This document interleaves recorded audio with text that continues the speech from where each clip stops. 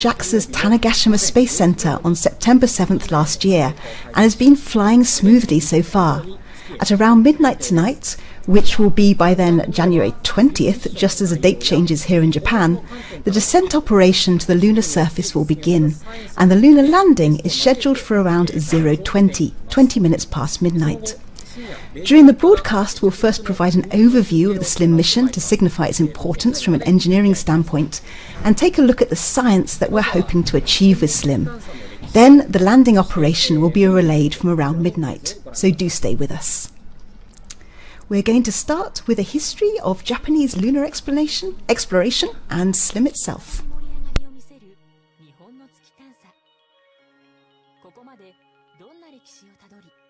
その先にどんな未来が広がっているのでしょうか。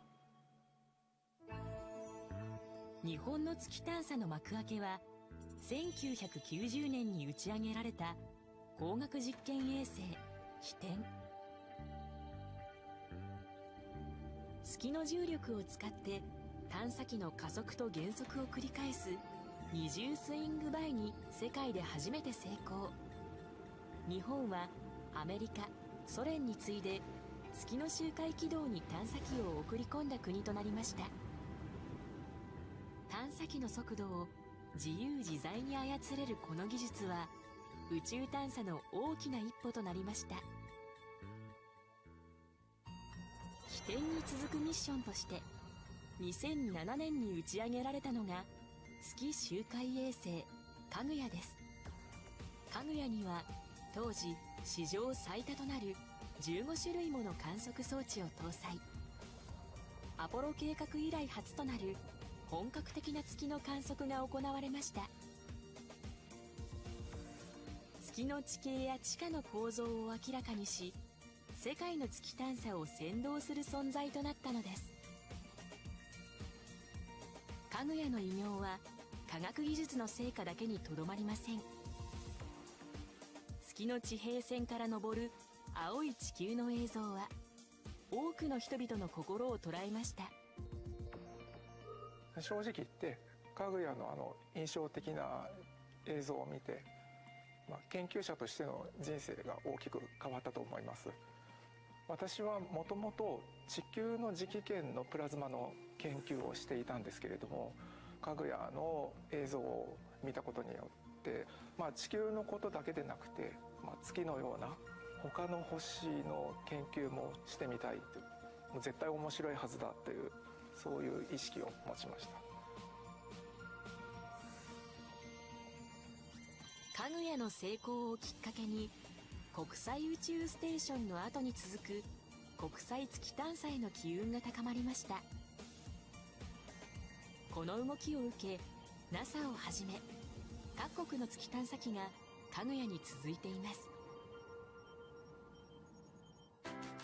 かぐやの成果も受け継ぎ、新たに開発された次世代の着陸技術で月への着陸探査を行うのがスリムプロジェクトです。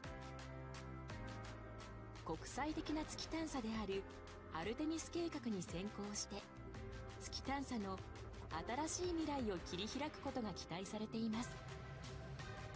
スリムではまだ世界で誰も実現したことがない100メーターという高い正確さで狙ったところに降りるための技術の開発をしてきています。これができるようになると、例えばクレーターの隣にあるこの岩石の観察をしたいといったような科学者たちの声にも応えることができるようになります。傾斜地に降りるための技術と合わせて、降りられるところに降りるのではなく、降りたいところに降りるということをこれから実現できるようになるというふうに考えています。スリムが着陸するのは三木の海の近くにあるクレーターしおりです。スリムで採用されたのが斜面でも着陸できる2段階着陸方式。姿勢を傾けながら最初に1本の主脚を設置、その後斜面に倒れ込むようにして残りの足を設置させ着陸するのが特徴です。カメラが載っているんですけれども、これで月のクレーターを撮影して、瞬時に今月の上のどこにいるのかというのを割り出して、次の目標地点に素早く修正して飛んでいくと、そういうようなことをスリムが自身で考えてやるというのが非常に重要な技術でして、この部分には注目していただきたいなというふうに思います。スリムが月に着陸する際には降りてくる向きや角度にもよるんですが、最大で2トン近くの荷重がスリムに加わります。加えられてもスリム全体が壊れないような設計をするのが一番苦労した点です。マルチバンド分光カメラなんですけれども、スリムの本体と同様に小さなもので作らなきゃいけないですし、軽くなければいけないというたくさんの制約があったので、それを達成するために観測機器のチームでですね、すごく知恵を絞っていろいろな新しい技術を取り入れて挑戦的なカメラになっています。スリムが切り開くピンポイント着陸をはじめとする技術は今後どのような形で花開いていくのでしょうか。ここでやられます技術は将来の月探査におきましても大変重要な技術様式であります。でこれをさらに応用いたしまして日本から続々と探査機を月表面に送り込みたいと考えております。具体的には月極域探査ルペックスローバーであるとか、宇宙飛行士を活動させるための有人与圧ローバーといったものが計画されております。月に進出するのみならず火星探査におきましてこの技術は応用される見込みになってございます。ここで新しい技術を獲得することによってますます日本は自由自在に宇宙で活動することができることになろうと考えているものです。これからも JAXA 宇宙科学研究所は挑戦をし続けます。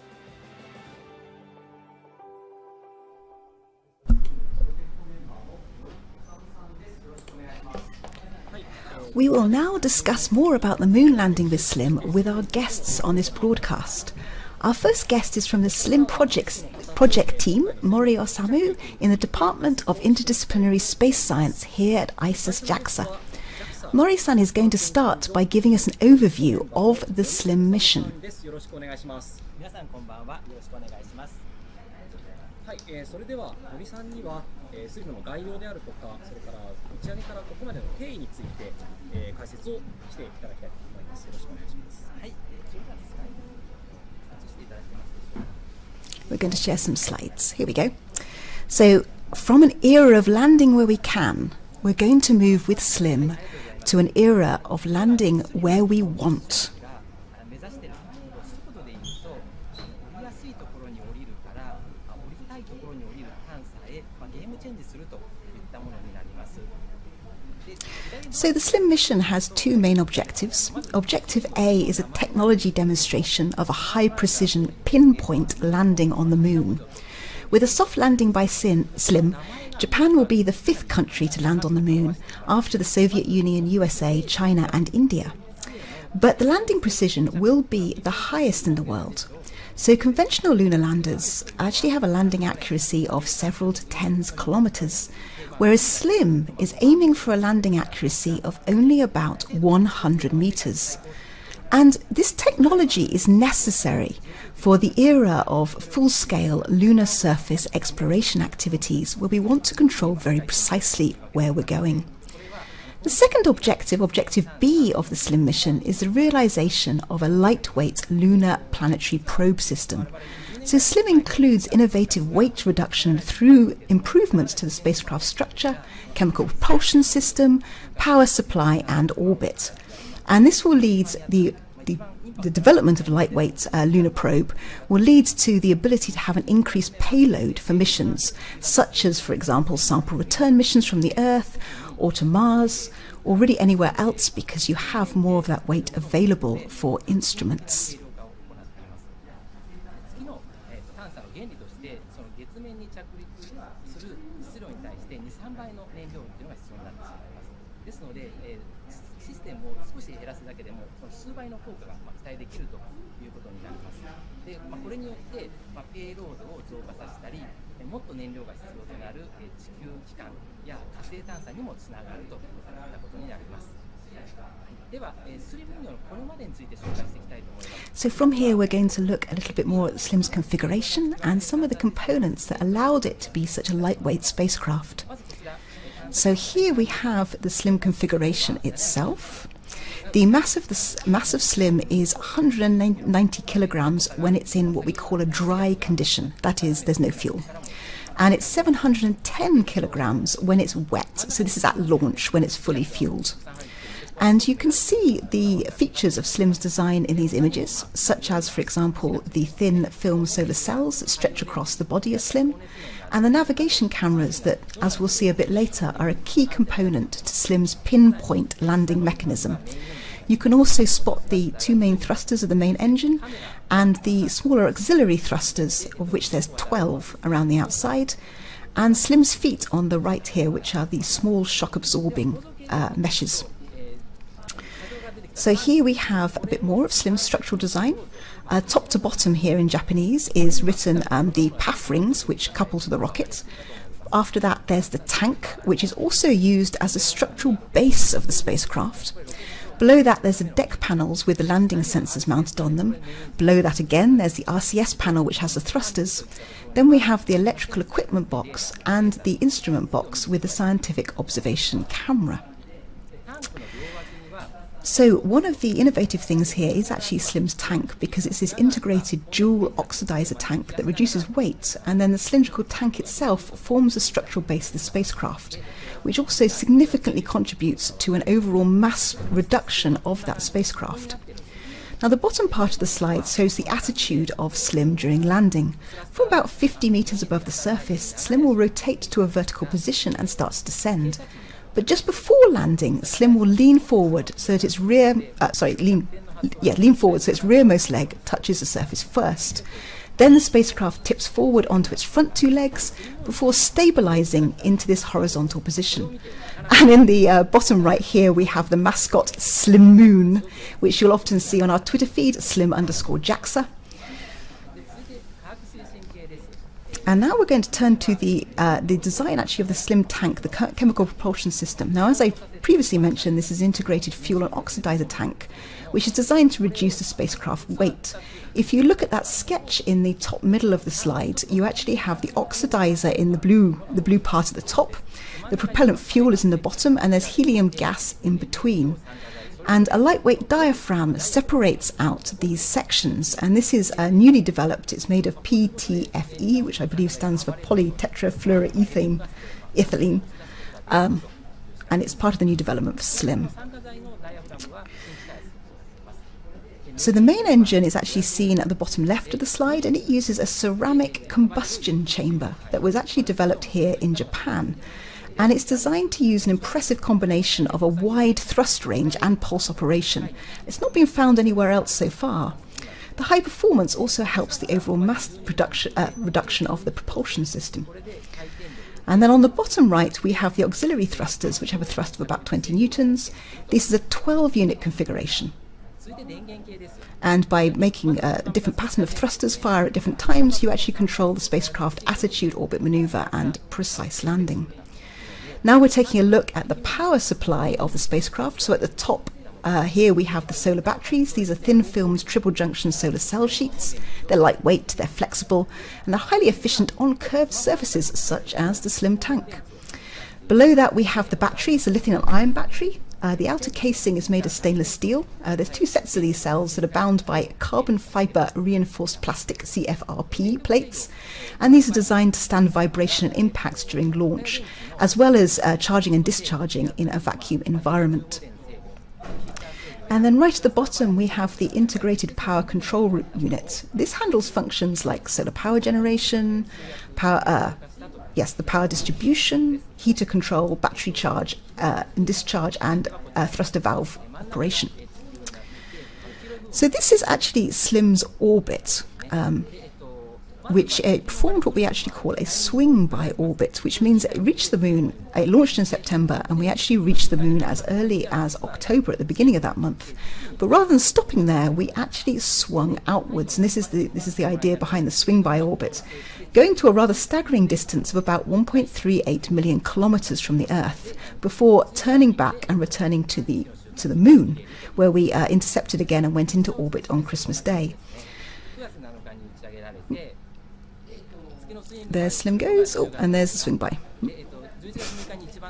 And then we started going back towards the moon on the 6th of November before going into lunar orbit. So the advantage of this swing-by orbit is rather counterintuitively, it saves a lot of fuel, because while it's a very long distance, when you reach these very far distances from the Earth and Moon, you can actually use the gravity of the Sun, Moon and Earth to bring you back towards the Moon without exerting a lot of thruster fuel. So it's long, but it's efficient. Now once we entered into orbit on Christmas Day, we started to change the orbit to become more circular. Slim entered originally an elliptical orbit, and then passing between 4,000 kilometers and 600 kilometers from the lunar surface, and then it became more circular and has gradually been lowering since then.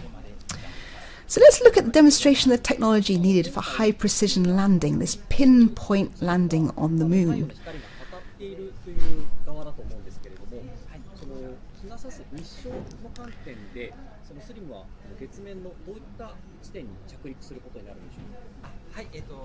So how does Slim actually do this very accurate landing?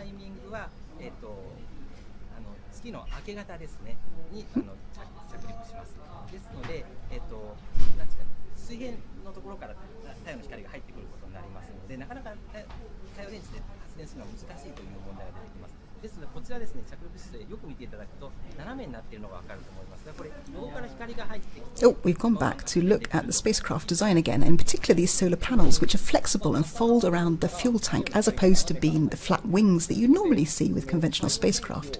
This is very efficient for space, among other things.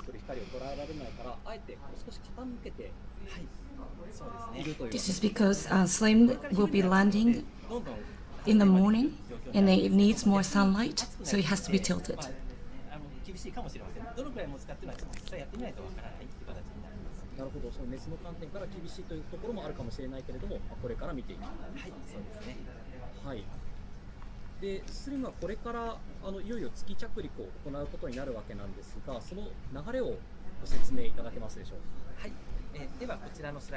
Okay, now we are going to go and look at the technology for the high precision landing, and in particular this pinpoint landing technique.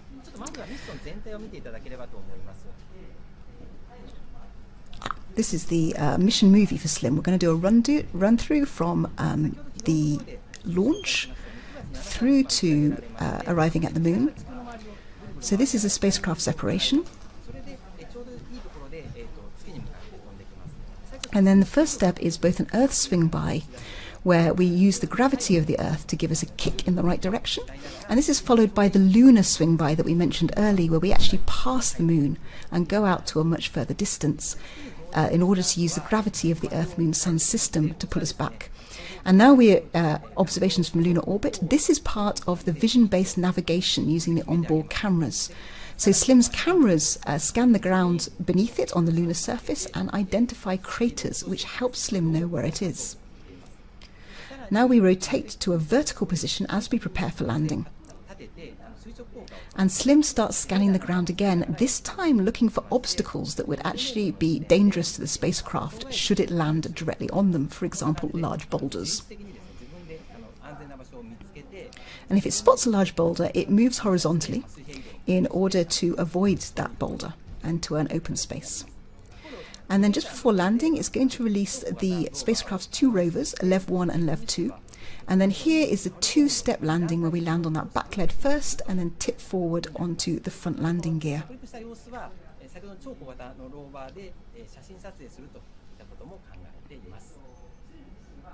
These are the two rovers, LEV-1 and LEV-2.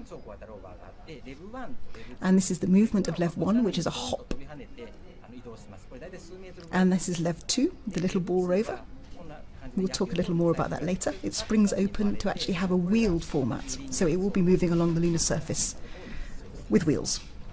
And Slim is also equipped with a near-infrared multi-band camera, and it will take observations from there.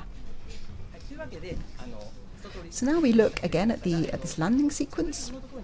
So the spacecraft starts with a powered descent from an altitude of 15 kilometers and approaches the target point on the lunar surface using this image matching navigation, where it's spotting craters with its navigation camera and autonomously then guiding to its correct location. At an altitude of 7 kilometers, the spacecraft will transition to a vertical descent, and precise measurements of the altitude will be taken with the landing radar. And then finally, the two-step landing with the autonomous obstacle detection that we saw in the movie will be performed before we're safely on the ground. And the maximum, during the power descent phase, the maximum velocity is 1700 meters per second, and that is about 7 times the speed of a passenger aircraft. And this whole thing will take about 20 minutes, which is sometimes known by the team as 20 minutes of terror. So how do you actually know where you are on the lunar surface to do these pinpoint landings? Unfortunately, unlike the Earth, there is no GPS on the moon. GPS devices do not work. So therefore, we need to use other ways to find our location over the lunar surface. Now, conventional landers plot their trajectory from the Earth, and then they use their inertial navigation equipment, such as the accelerometers and the gyro sensors, to work out where they are. And then this allows them to find roughly their target location and land. However, those techniques are not particularly accurate, and little measurement errors add up all the way through to end up as a result with quite a large landing area with these conventional techniques. So in order to improve this, what we do is we add in this image matching scheme, which allows SLIM to have a much better assessment of where it is on that lunar surface by using its navigation cameras to photograph the pattern of craters below it on that lunar surface. So here's the process of that. We capture images with the navigation camera on SLIM, and then an extraction software program is performed to actually identify those craters, which are now circled in blue.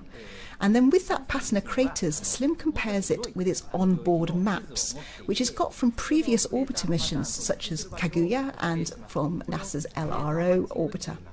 And that crater pattern can actually identify very accurately where it is on the surface. And so in addition to its inertial navigation equipment, it has a much better idea of its location, and then it can autonomously correct to find out where it is. Now in Hayabusa and Hayabusa 2, which were the asteroid explorers led by JAXA, actual people perform the image matching operation as opposed to inbuilt software. But SLIM has the issue that it's not landing on an asteroid, rather it's landing on a moon. And while the moon is much smaller than the Earth, its gravity is much greater than that of an asteroid, and you can't have a slow descent. So as a result, you actually need to do this image matching scheme incredibly fast, otherwise the lunar gravity has just pulled you past the point where it's useful. Now the other factor you've got to consider is that space computers only have about 1/100th of the capacity of their terrestrial counterparts due to the very harsh conditions of space.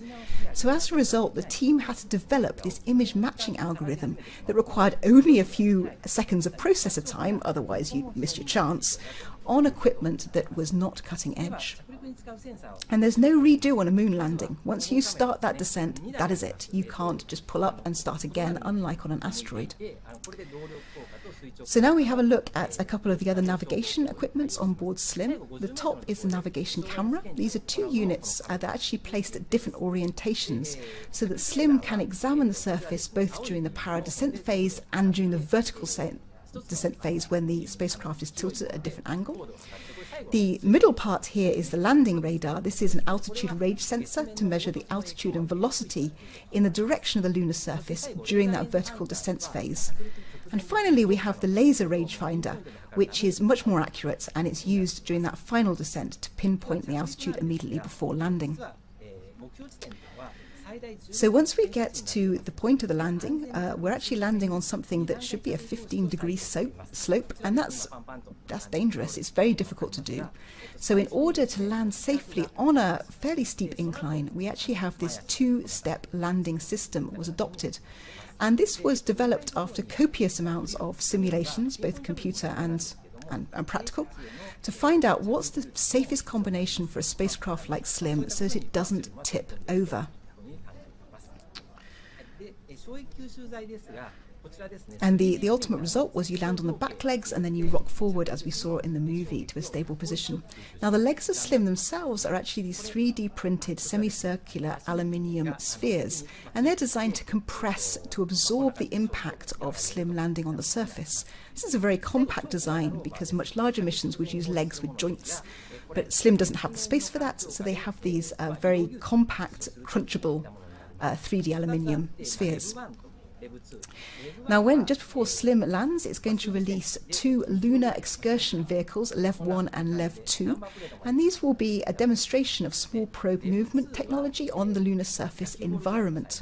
So LEV 1 is the bigger of the two, it's 2.1 kilograms, 26 by 40 by 30 centimeters, and LEV 2 is the smaller round ball at 0.25 kilograms.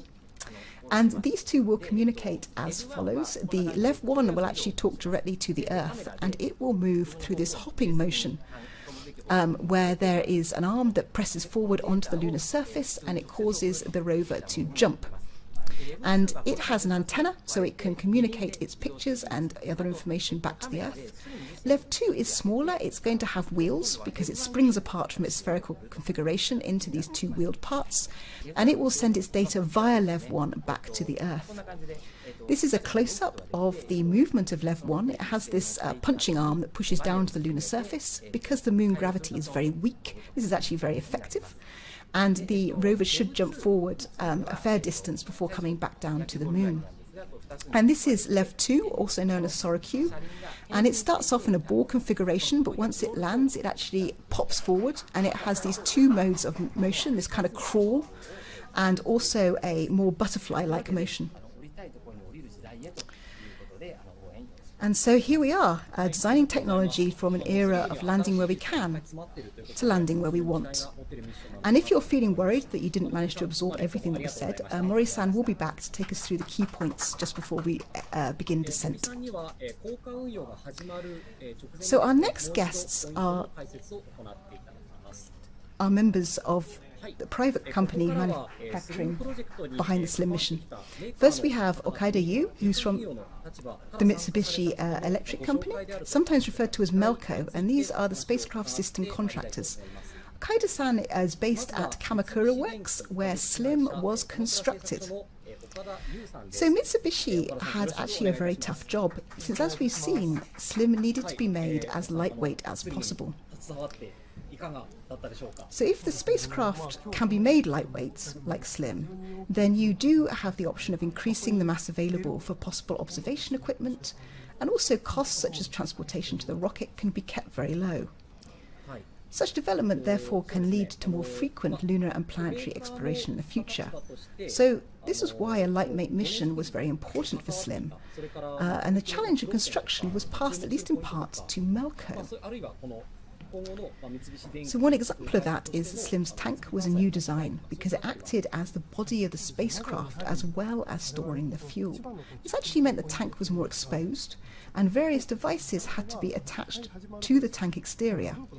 This was a new problem that had to be considered very carefully during the construction.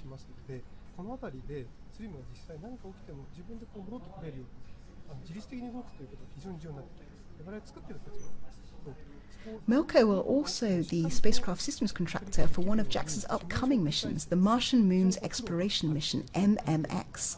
MMX will launch in fiscal year 2026 and visit the moons of Mars, Phobos and Deimos. Spacecraft will land on Phobos and collect a sample from the moon, returning to the Earth in 2031.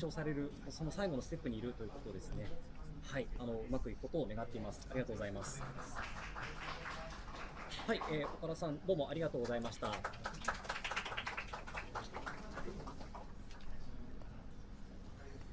い、続いては So our next guest is Akagi Kensuke from Takura Tomy. Now, Takura Tomy is very well known, but not for spacecraft. It's most well known for being a Japanese toy maker company. The company is perhaps most famous for originally creating the Transformers, the alien robots that can disguise themselves as machines. However, in this case, Takura Tomy have built LEV 2, as seen here. It's a tiny little robot, also known as SORA-Q, and it's one of the rovers on the SLIM mission. And Lev 2 does indeed transform into the second image that you can see that Shin is holding. The rover is about the size of a baseball. It has a honeycomb aluminium alloy shell and starts off as a sphere, as you can see from Akaki-san's model that he's holding. And it then splits in half to reveal a pair of cameras that point front and back. And the two hemispheres actually become the rover wheels. So this little transforming robot will photograph the SLIM spacecraft and also the surrounding terrain before sending those images back via Lev 1 to the Earth. That's the front-forming cameras. And at the back it's even got a little tail for balance. So the first part was from the toy of the transformer. So it's called a transformation technique that it has been developing. And the second one is this.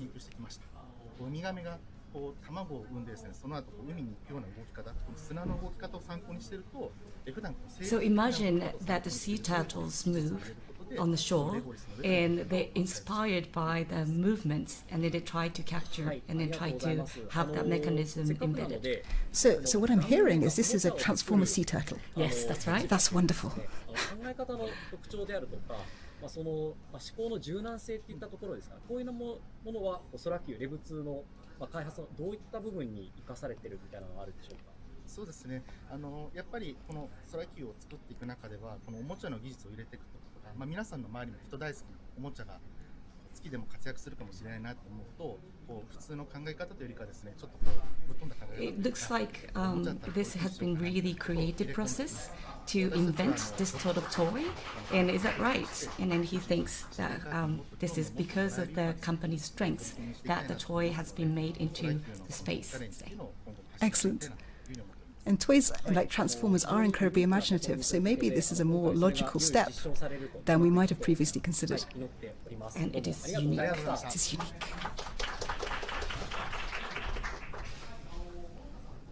はい、続いてのゲストをご紹介しましょう。はい、どうぞ。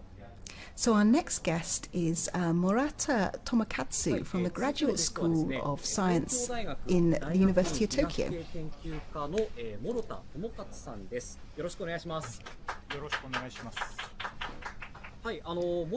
So Murata-san is particularly interested in the science rather than engineering behind SLIM and the science SLIM plans to do on the lunar surface. Murata-san has previously worked with a lot of lunar observation data, including that from the JAXA lunar orbiter Kaguya.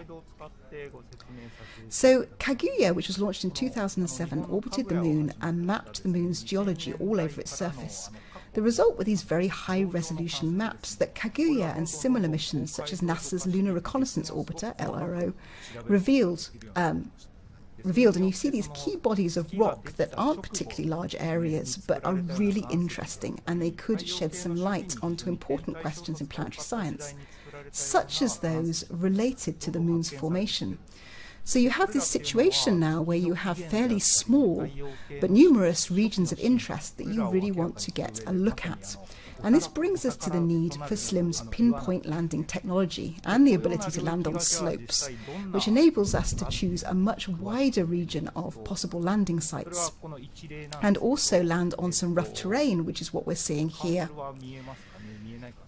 And we can actually get close enough with this technology to actually start studying these areas. So this important use case means that while SLIM is a technology mission and it's designed to be testing the pinpoint landing technology on slope terrain, the spacecraft is also equipped with a scientific instrument, the near-infrared multi-band camera, and it's designed to investigate the composition of the surrounding rocks after landing. And this takes us on to considering the landing destination for SLIM, which is near the Scioli crater, which I hope I'm pronouncing correctly. So Scioli is an impact crater, meaning that it was formed when a meteorite struck the moon's surface.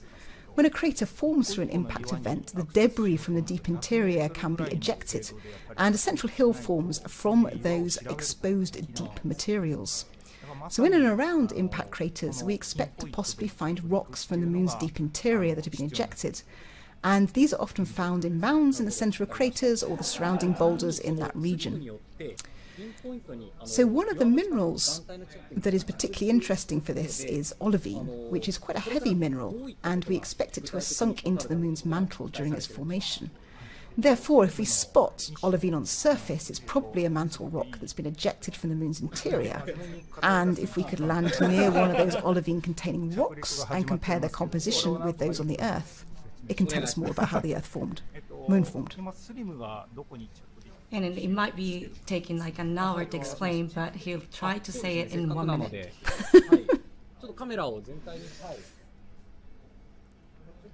So here's a moon, and this is the So this is the shape of the rabbit, and you can see.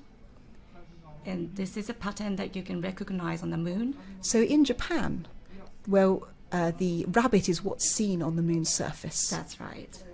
And here he's pointing out the finger, and in that area.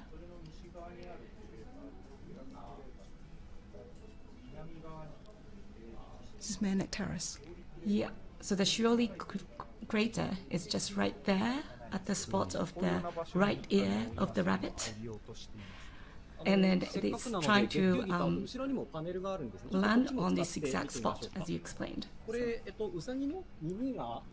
So here it is. This is the rabbit's ear, and there are two rabbit ears. And the bottom one is the western side, and then this is where the crater is.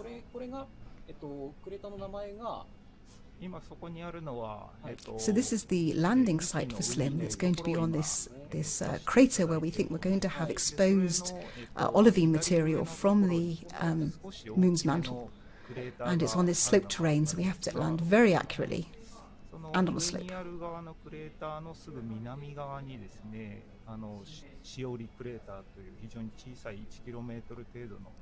The crater itself is very small, like 1 kilometer, but SLIM is trying to get that.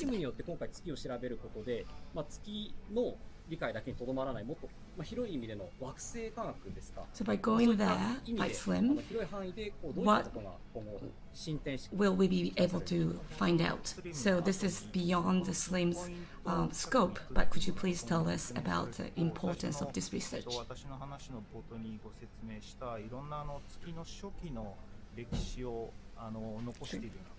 So one of the main theories for the moon's formation is that it formed during a giant impact with the Earth. If that's true, the composition of the moon's mantle, which is about 90% of the moon, would be expected to be similar to the Earth. So if we can identify a mantle rock, i.e. that olivine, and look at its composition in more detail, we'll learn more about the moon's formation. So Kaguya examined the moon's geology all over its surface. It spotted that near the Shioli crater was a place where the mantle rock seems to become exposed. And that's why SLIM is planning to touch down in this very small area and examine it with its multi-band camera.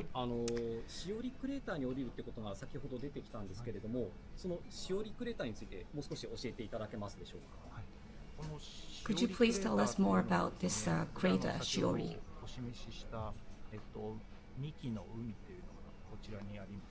でこの幹の海の、西側にはそのシオリクレーターという月の、おそらくマントルですね、地下の物質が天体衝突によって折り返されて今表面に露出している。So at the bottom of the slide here, we're actually seeing a model for how the moon might have formed. If we look at these cuts, they're actually cuts through a would-be moon. These sort of pizza slices where the core is at the bottom and then the surface is at the top. So going from left to right, the first slice, the green circles are this olivine, which is floating in initially a molten magma ocean. It is thought to have existed on the moon when it first formed. If we go towards the right, we're going to see the moon start to evolve. This is the evolution a little later. The relatively heavy olivine has now sunk down to become sediment and begins to form the mantle. In slice 3, the lighter, buoyant, calcium-rich plagioclase crystals, which were actually shown by little rectangles at the top, were rising to the surface, and these form the moon's crust. So then we only see olivine again if you can dig up some of that mantle, for example, during a meteorite impact, which might have created the Shioli crater. So in the larger picture, that the scientists will be comparing the formation of the moon and the formation of the Earth. By looking at that composition of the olivine, which should have come from the moon's mantle. 地球に何か天体がぶつかって、それで月ができたっていうジャイアントインパクト説なのか、それともなんか別の方法でできたのかっていうことが、その結論までもしかしたらできるかもしれない。はい、そういう議論までいけるかもしれない。The question is if that was a giant impact that created the Earth or not, but there might be more theory to come. So the research will be developed from this point onward.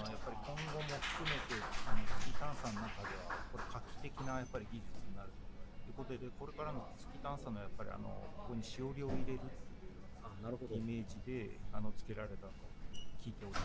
はい。So Shioli has a double meaning that by doing this, landing on this crater, it will leave the mark on history. And Shiori in Japanese means marking. So this is a double meaning. Oh, that's lovely.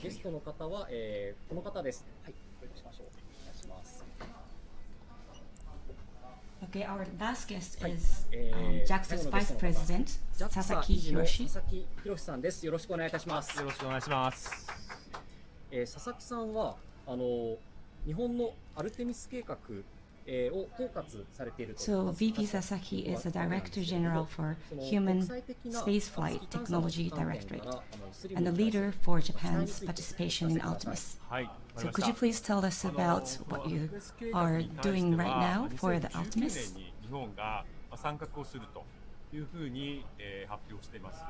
その際に参画としては大きく3つ。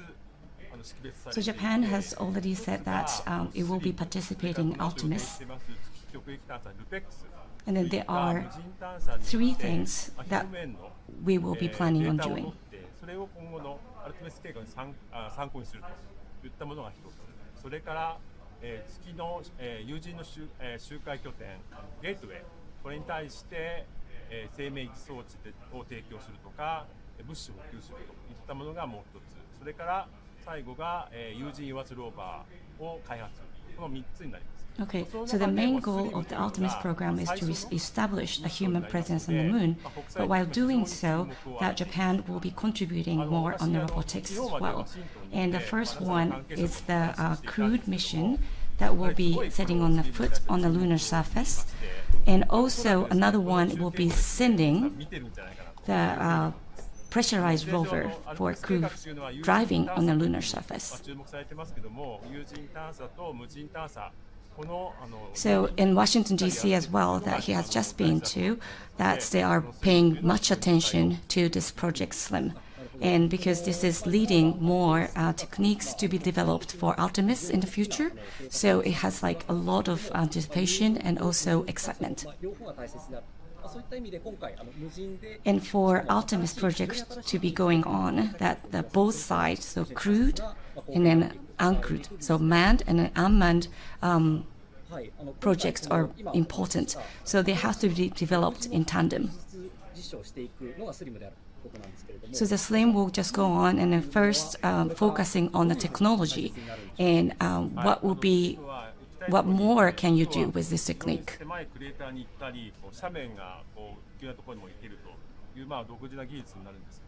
So this SLIM's technique will leading us to go to the narrow space or the hidden space. So it will give us much freedom to move around on the Mars surface, on the moon surface. And then there will be more applications in the future. So we will be having more presence and also we'll be building more trust with the partners.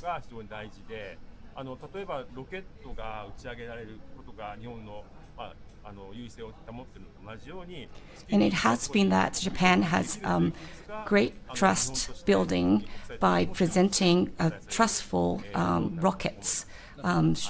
And also, we are adding more to this trust in the international partners. So that's this technique will be highlighted and then it will be developed more in the near future. 的な注目も浴びるわけだし、それを日本として貢献していくのが今回スリムで実証される新しい技術であるということですね。はい。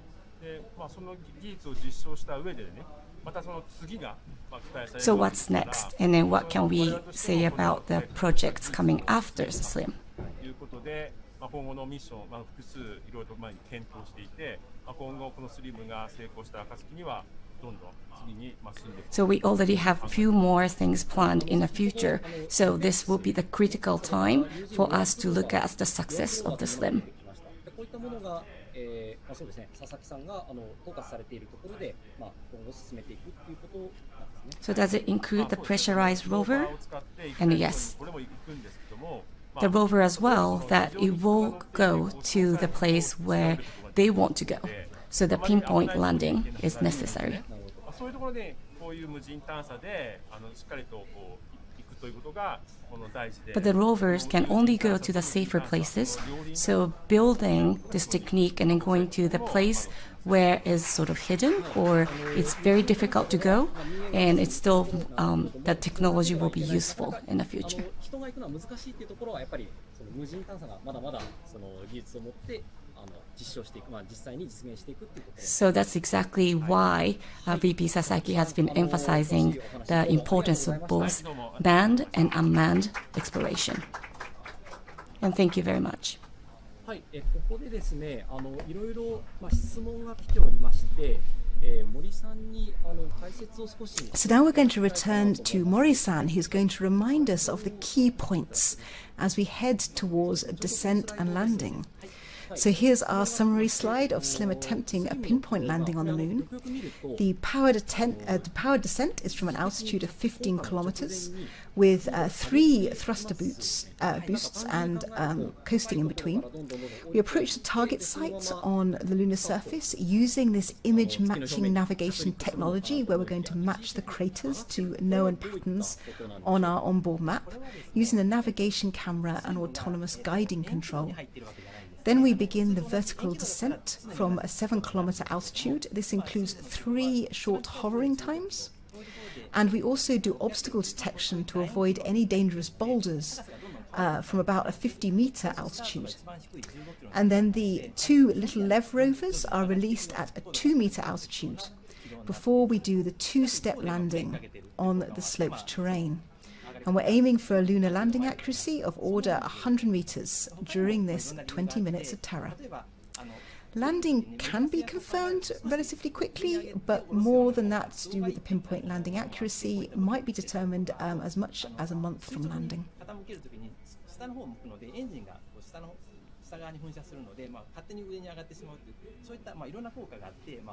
This curve is very important because we start from the altitude 15 kilometers, and by pushing it forward from that point, it will be going a little bit upwards, and then that will be very useful for the landing technique going vertical.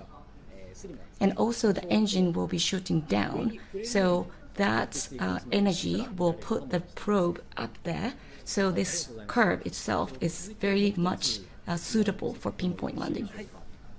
はい、今回非常に攻めた設計に見えるけど確立された手法なのでしょうかという質問が来ています。So this looks like a very difficult design, but what kind of things did you do to make it possible? Because SLIM looks like, very much challenging, including many new techniques. So could you please tell us about the highlights?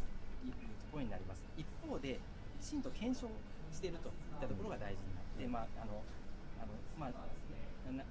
一つ一つの試験を丁寧にやって、確認しながら。So that's right, that there are many techniques that they are pushing, and also they are really new and innovative. So what the team tried to do the most is try to have more and more experiments, and by getting successes, they are very confident to place those techniques put together in this probe SLIM. で、今回月にいよいよ着陸するのが1月19日、1月20日ですね。The rocket launched on the 7th of September, and around 4 months later that we are here today. And other missions, such as Russians and Indians, they took less time. So why did SLIM take 4 months? Could you please explain to us about it? 軌道ですね。早く入っていくこともできるんですけど、途中の軌道で少しお示ししましたように、最初月に入った後にそのまま月周回に投入に月周回軌道に投入することもできるんですけど、それやってしまうと燃料をかなり使ってしまいます。So this is something that we saw on the slide. So the swing by, we could probably just do one swing by to get into the moon's orbit. But by doing so, we need to put so much fuel on the probe. But we want to have less in a tank, so we decided to do the longer swing by and then have this slim orbit. So we chose this to have more efficient, and this has become one of the main goal of the SLIM project. So it's somewhat counterintuitive that this very long swing-by orbit turns out to be much more efficient on fuel. But even though it takes longer and it goes further, it is able to use the gravity of this Sun-Earth-Moon system to actually alter the position and attitude of the spacecraft, to put it back onto a trajectory towards the Moon. And this is actually much cheaper on fuel as opposed to braking when you reach the Moon the first time to enter lunar orbit straight away. That's right.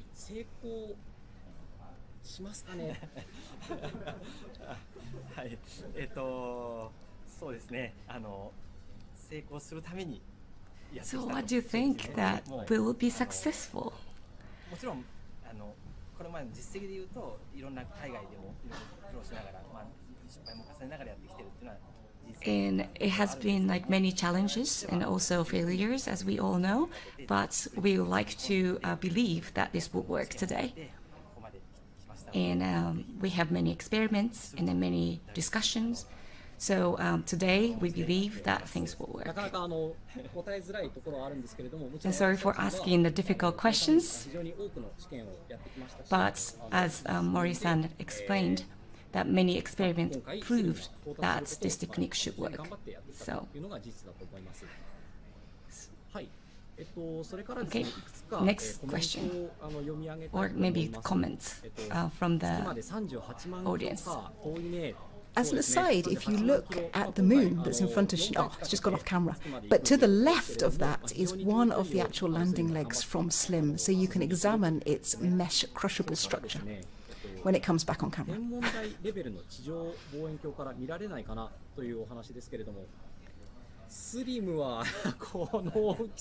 So, can anyone observe it through the observatories or the telescope?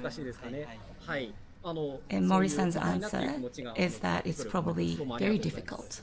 We can't see SLIM. Too bad. So could you also tell us about this plan of landing on the slope? So could you please explain to me a little bit more?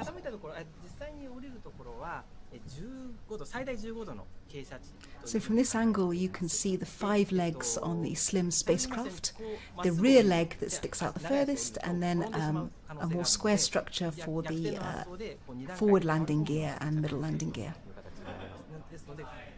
So SLIM initially descends vertically and it's going to land on that rearmost leg first. That's the first one that's going to touch the lunar surface.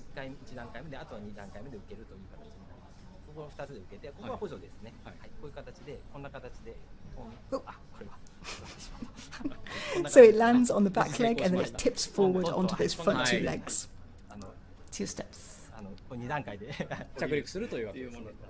ちなみにですね、ちょっと気になるものが横にあるんですけれども、これが、はい、着陸 And の let us see 足 this の model. What is it? 衝撃を吸収するものとなっていま I'm し glad て、 they came こ back れ to が this. 実際に足についてるわけです。そうですね。このYeah, it's one of these little legs. こういったものも実 So 際に while a big lunar lander, such as Apollo, actually has legs with a joint that are able to absorb the impact, Slim has these very compact lattice-like legs that will compress on impact and absorb that force as it comes down on the lunar surface.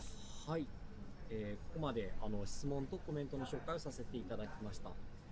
さてですね、着陸に向けた So this is the end of the Q&A and comment 5分となりまし section. た。ここで改めて、森さんに、スリムのポイントとそれから着陸 So there are only 5 minutes to go. So Mori-san will review what will be happening in the next in the next few minutes. So this is our pinpoint landing again, the powered descent from 15 kilometers, the vertical descent from 7 kilometers, the search for possible hazards, such as boulders. So overall, when it starts, it will take about 20 minutes. 20 minutes of terror. So first it approaches to the targeted position, and then the vertical descent. And it will have 3 hoverings, and it will try to detect any boulders. And then it approaches to the slope and have 2-step descent and landing. 短時間で確認できますが、このピンポイント着陸の成否は着陸後1ヶ月以内を見込んでいると。So it will be determined relatively soon about the landing itself, but the pinpoint or not, so how precise it was, it will take about a month to process. テレメトリーというのは、その探査機からスリムから送られてくるさまざまなデータのことを表す言葉です。So now let us explain about the telemetry. So we will be moving forward to the screen like this, and the telemetry is the data that has been sent from the probe. So this is the QL quick look screen, and we'll see this during the descent to the lunar surface, and it will display the telemetry, the data coming from the spacecraft. And we're going to go through just each of what you're seeing here to explain what it means. So this is the date and the time, in the top yellow. It's a spacecraft time, but that corresponds almost exactly with Earth time, as it only takes about a second for radio waves to travel between the Moon and the Earth. It's showing the time in UTC, Universal Time, which is Japan time at -9 hours. Now this part is the GNC, Guidance Navigation Control mode, and you can see the different options for the modes, with SPM being sun pointing mode, OCM being orbital control mode, etc. And it tells you what phase we're in at the moment.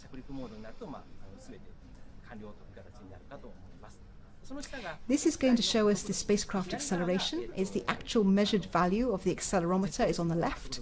The estimated value based on the model is on the right, and descending order for the acceleration goes from green through to red.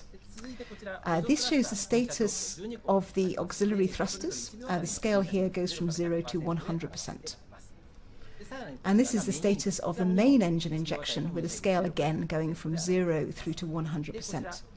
This shows the angular velocity of the spacecraft along the 3 axes X, Y, and Z.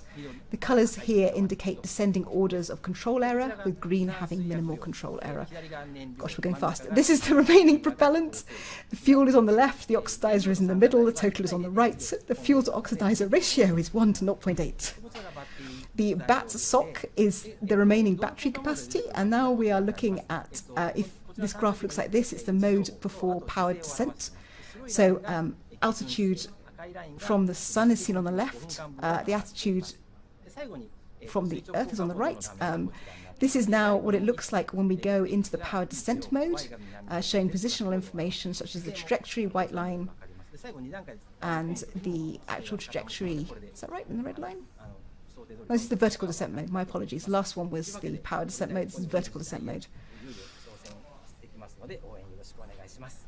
And so that takes us into an era of landing where we can to landing where we メインの want. 管制室で使われているものと、ほとんど同じものを使用しているという。 So on the screen, you will see the same telemetry as the mission control room will be seeing. So we are now switching the screen to the telemetry. はい、ここからは、森さんと私で、テレメトリの画面を見ながら進めてまいりたいと思います。はい、今 PDM と左上の So during this phase, as we head towards the lunar surface, we are not going to say a great deal. Please watch the telemetry. And so you can see for yourself how the spacecraft is progressing, and there will be minimal commentary during this time. 進行中です。で、メインエンジンが今 100% になってますね。これもブーストをしている状態ですね。完全に噴射していて、今ブレーキをかけている状態と言っていいかと思います。Main engine is 100%. That means that it put the brakes. And now the altitude is 15 kilometers and slightly up. 白い軌道、右側のグラフのところで白いラインが目標となる軌道になっていて、So on the right, you see the graph, and the white is expected orbit. And the red one is how Slim is going. それなりに合っていれば、大体目標通りの軌道で飛んでいるということがわかるかと思います。So now Slim is going more or less on the planned trajectory. 先ほど、動力降下シーケンスが開始されています。午前0時頃から、動力降下シーケンスが開始されておりまして、And it started descent. ブーストが行われております。でこれしばらくブーストが続いて、そのうちしばらく時間が経つと1回休憩になります。コースティングモード、コースティングに入ります。はい、コースティングというのは完成後方。そうですね。特にエンジンを吹かずに、補助エンジンは補助 So now the engines are on, but soon it will be turned off, just for a while. 静かに飛んでいる状態。And then it will fly a little bit without thrashing. 表示している画面、右下には第二管制室の様子を示しています。And on the right-hand corner, you see the second control room. こちらも画面に表示されているのは今この YouTube の画面に表示されている、テレメトリ表示画面と同じようなものを And in the second control room as well, that they are seeing the same exact telemetry as we see here on the screen. 真ん中の画面がそうですね、実際今先ほどの画面と同じ画面になってますね。今、メインエンジンは2個 100% 噴射してますが、補助スラスターは12個ありますが、噴射しているものと噴射してないものがあって、これは軌道とか姿勢を補正したりするのに使われてますので、噴射の仕方はいろいろ変わってくるといったものになります。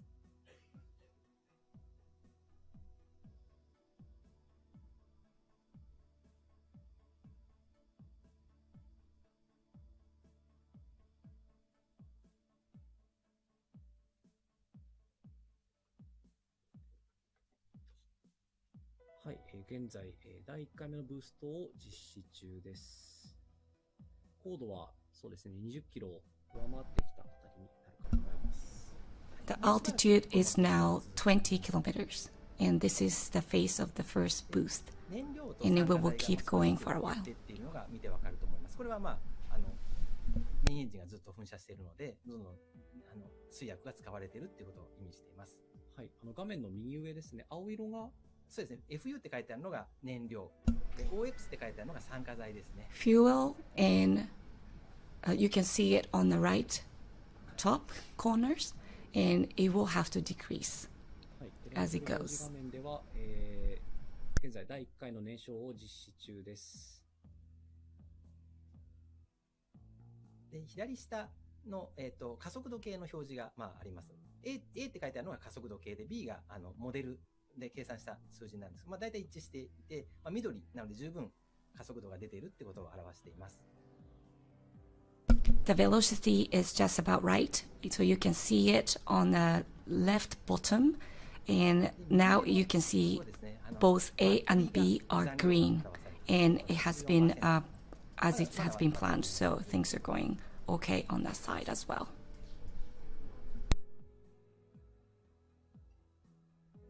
はい、まもなく高度が25キロのあたりに到達するかと思います。そろそろ、コースティングに入るかなと思います。The altitude is now reaching 25 kilometers, and it will now go into coasting mode.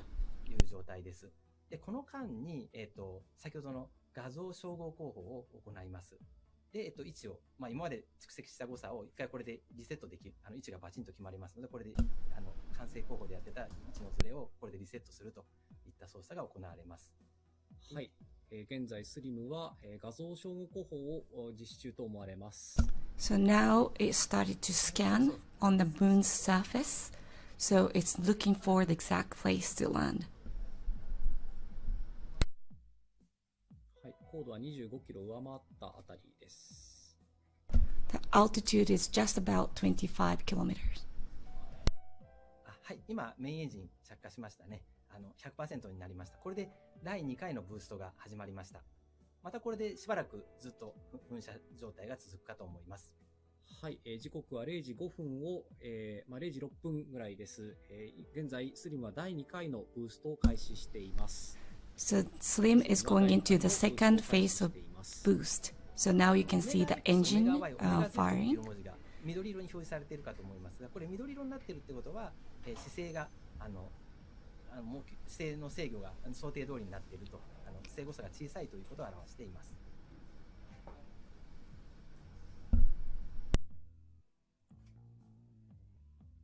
赤い軌道も、赤のラインも白のラインと大体一致しているので、基準軌道に沿って進んでいるというふうに考えていいかと思います。Now you can see the planned trajectory, and the red trajectory is going on the model. So this is going very close to the planned trajectory.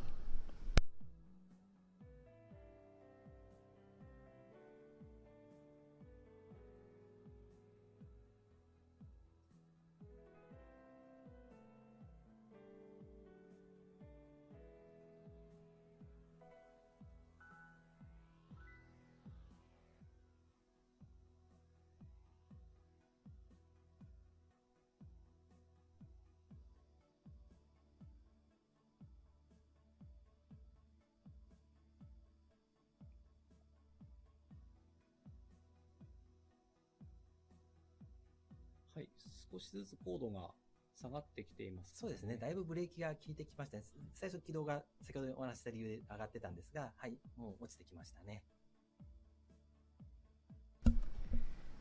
It start to descend a little bit, as you can see on the right side. It's still doing the second boost. ブーストを実施中です。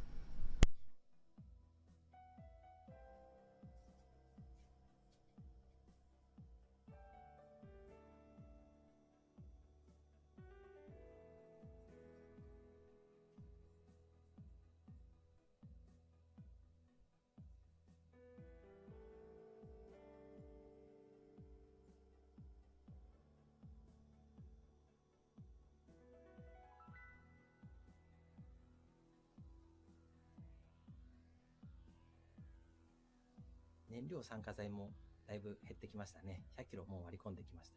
これ着陸しても全部途中でなくなるっていうわけではなくて、少し残るような、10キロ以上は残るような計算になっています。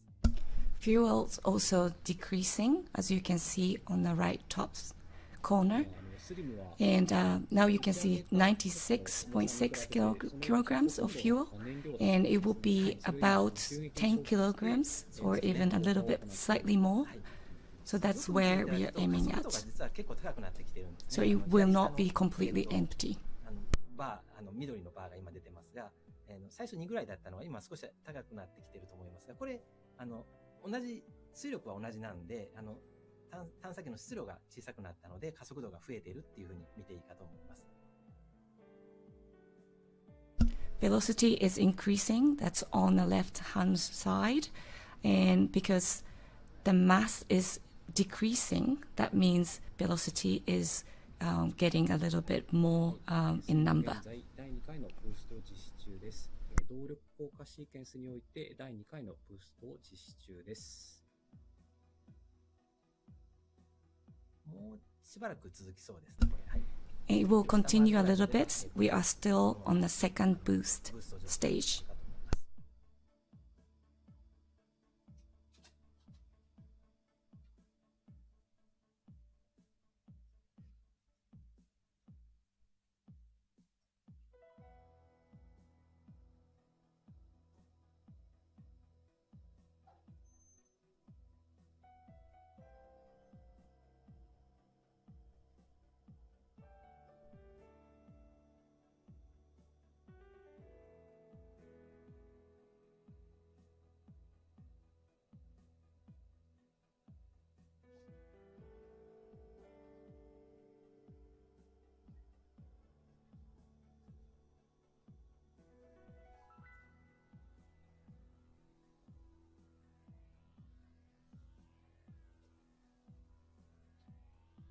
はい、スリムは現在第2回のブーストを実施中です。スリムは第2回のブーストを実施中です。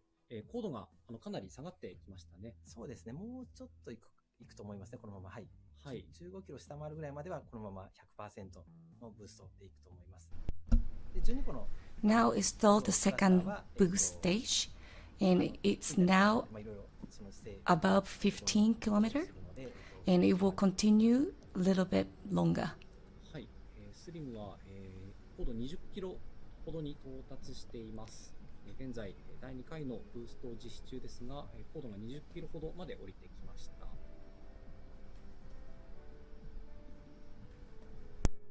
姿勢もそうですね。今オメガ X、オメガ Y、オメガ Z すべて緑になっています。加速度も、緑できちんと老けているといったふうに見ていいかと思います。燃料酸化剤がだいぶ減ってきましたね。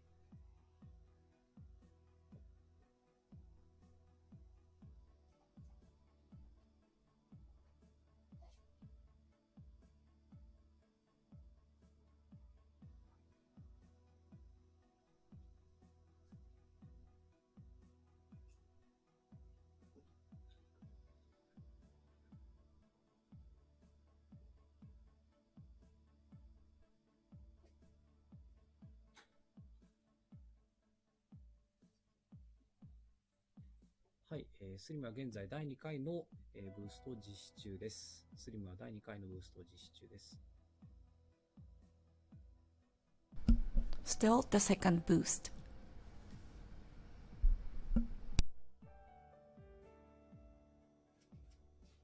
15キロ割ってくると、再び、コースティングに入ると思います。また画像照合工法ですね、を実施するために、1回停止ということで、コースティングになるという見込みです。So when it goes below altitude 15 kilometer, it will start the coasting again and then try to do the image scanning.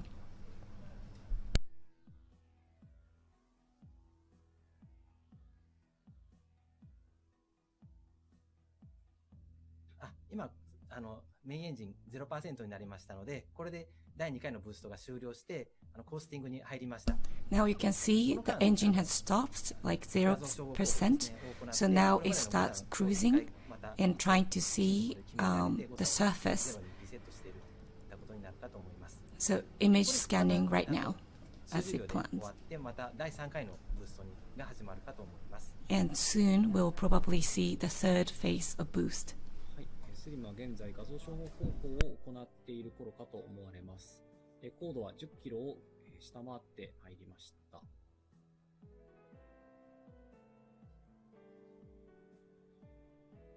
そうですね。メインエンジンまた噴射しましたね。100% になりましたので、これで第3回のブーストが始まりました。Now you see the engine is on now, 100%, and now the third stage of boost has just started. And the third one will not be 100% all the time. It's called the pulse thruster. So it's been expected that it's not going to be always 100% on.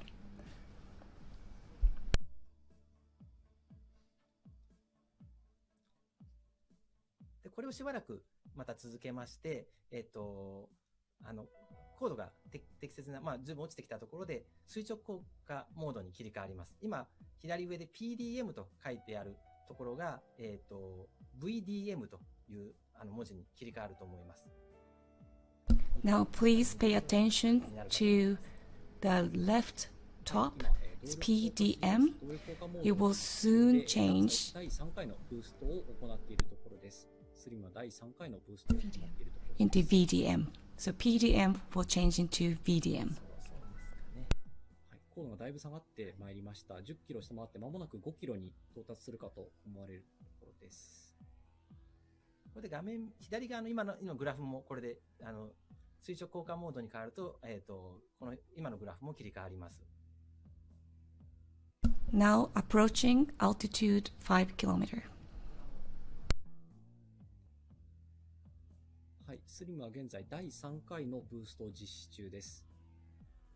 スリムは第3回のブーストを実施中です。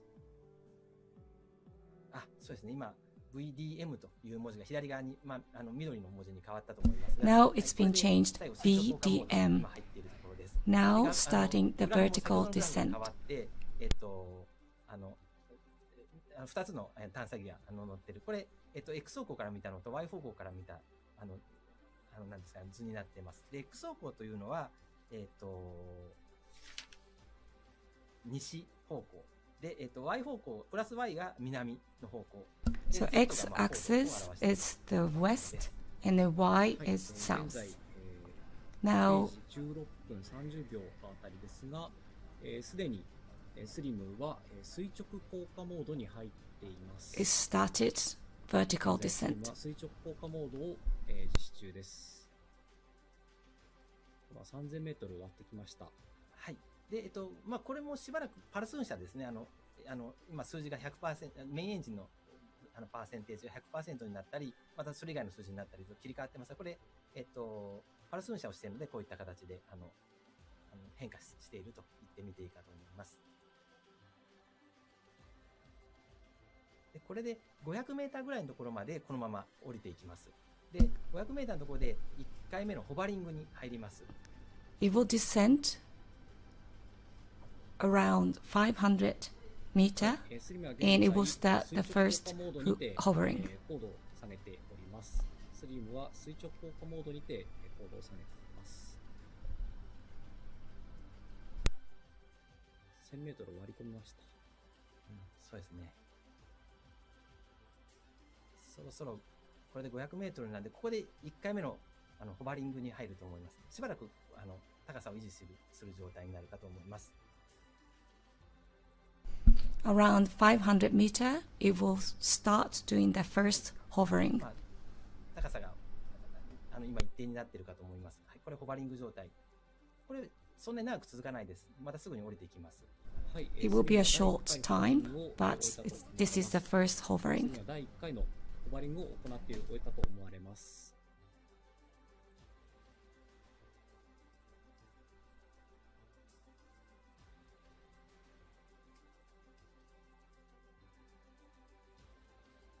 再びそうですね、下がり始めましたね。高度が下がり始めました。It starts to descend again, and next aim is 50 meters. 50メートルのところでは、先ほど少し紹介しました、障害物検知を行います。それで安全な場所を見つけて水平移動して、それも自立で安全な場所に移動すると、水平移動するといったことを行います。これも比較的短い時間で行う予定です。So at the next point, it will scan again to see if there are any obstacles or boulders. はい、高度が100メートルを下回りました。まもなく50メートルに到達しようというところです。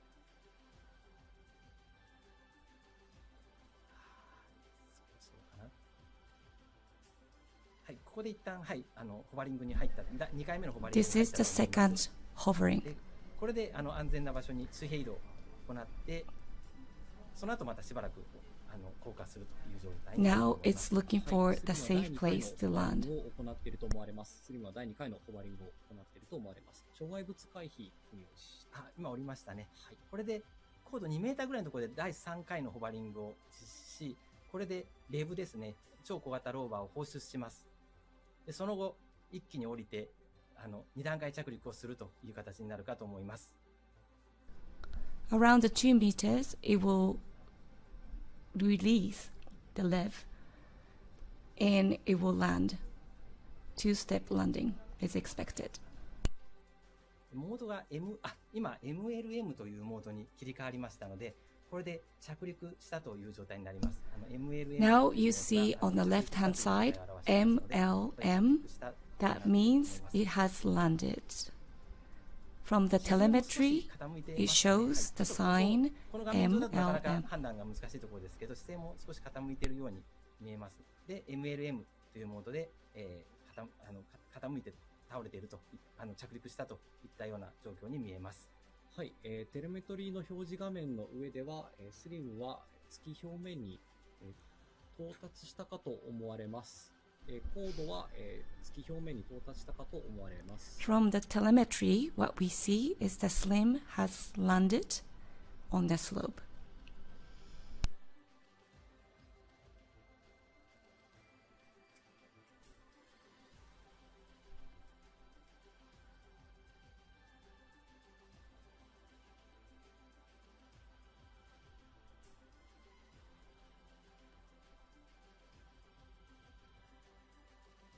はい、テレメトリの画面上では、スリムは、月の表面に、到達したかと思われます。テレメトリの画面の上では、スリムは、月の表面に到達したかと思われます。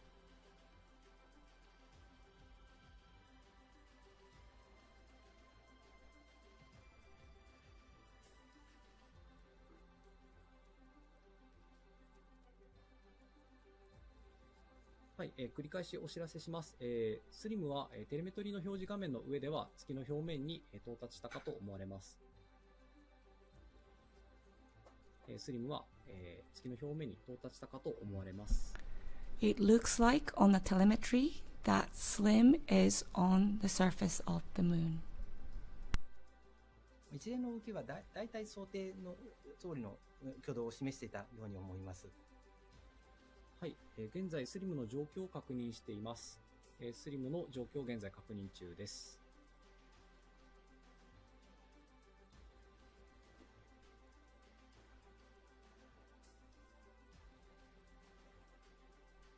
We are now checking the status. はい、画面の上では、スリムは月の表面に、到達したと思われますが、現在、状況を確認しております。スリムは、画面の上では、月の表面に到達したと思われますが、現在状況を確認しております。From the screen, the SLIM is on the moon. We are checking the status right now.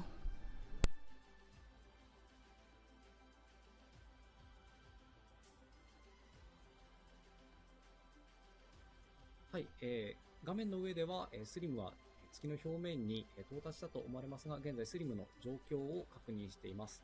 画面の上ではスリムは月の表面に到達したと、思われますが、現在スリムの状況を確認しています。We are now checking the status of the SLIM. It looks like it has reached on the moon from the screen that we see, but we are checking the status.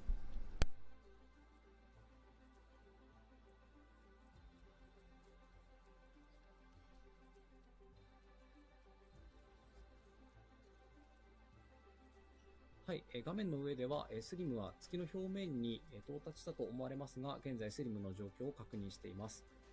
画面の上ではスリムは月の表面に到達したと思われますが、現在スリムの状況を確認しております。We are still checking the status.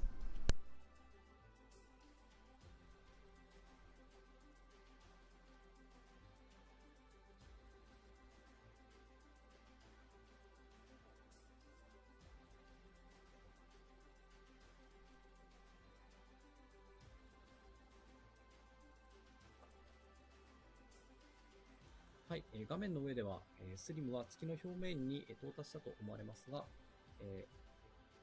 現在スリムの状況を確認中です。現在スリムの状況の確認中です。We are still checking the status.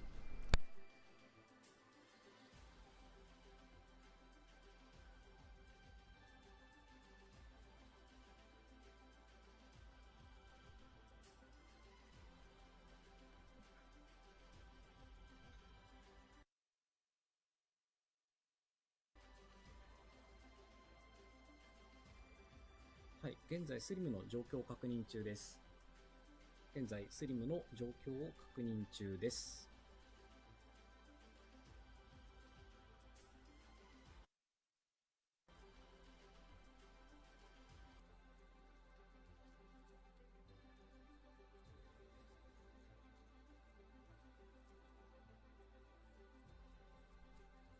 はい、現在スリムの状況を確認中です。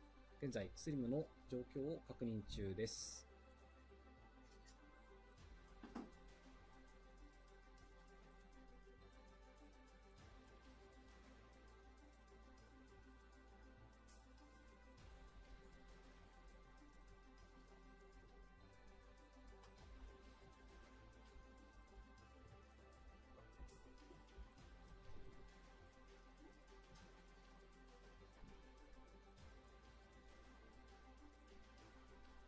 はい、現在スリムの状況を確認しておりますので、もうしばらくお待ちください。現在スリムの状況を確認しておりますので、もうしばらくお待ちください。We are still checking the status, so please wait. We are still checking the status, so please wait. はい、現在スリムの状況を確認しておりますので、もうしばらくお待ちください。現在、スリムの状況を確認しておりますので、もうしばらくお待ちください。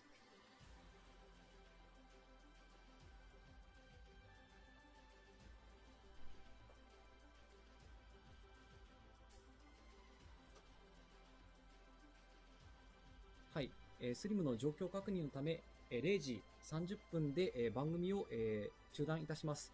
スリムの状況確認のため、0時30分で番組を中断いたします。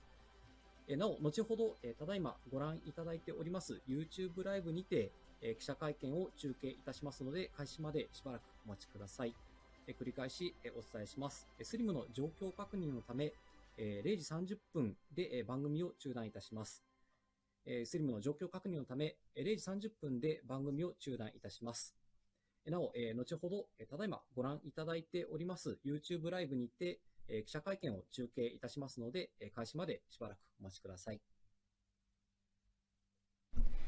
So we are still checking the status. So we closed this session at 12:30, and later on the same link and the same website, that press conference will start. So please come back to the press conference. We are still checking the status. スリムの状況確認のため、0時30分で番組を中断いたします。なお、後ほど、ただいまご覧いただいております YouTube ライブにて、記者会見を中継いたしますので、開始までしばらくお待ちください。We are ending this program at 12:30, but we are still checking the status. Later on this channel, we will have the press conference. So please wait. We are still checking the status, and the press conference will start shortly. Thank you. はい、スリムの状況確認のため、0時30分で番組を中断いたします。スリムの状況確認のため、0時30分で番組を中断いたします。なお、後ほど、ただいまご覧いただいております YouTube ライブにて、記者会見を中継いたしますので、開始までしばらくお待ちください。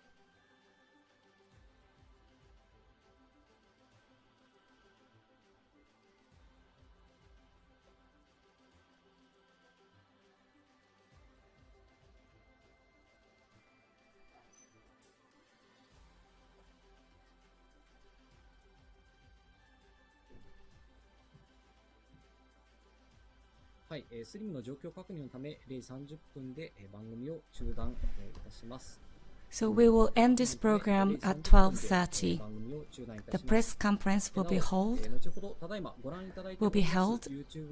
on the same link. So please wait until the press conference begins. We will be ending this program at 12:30. Thank you.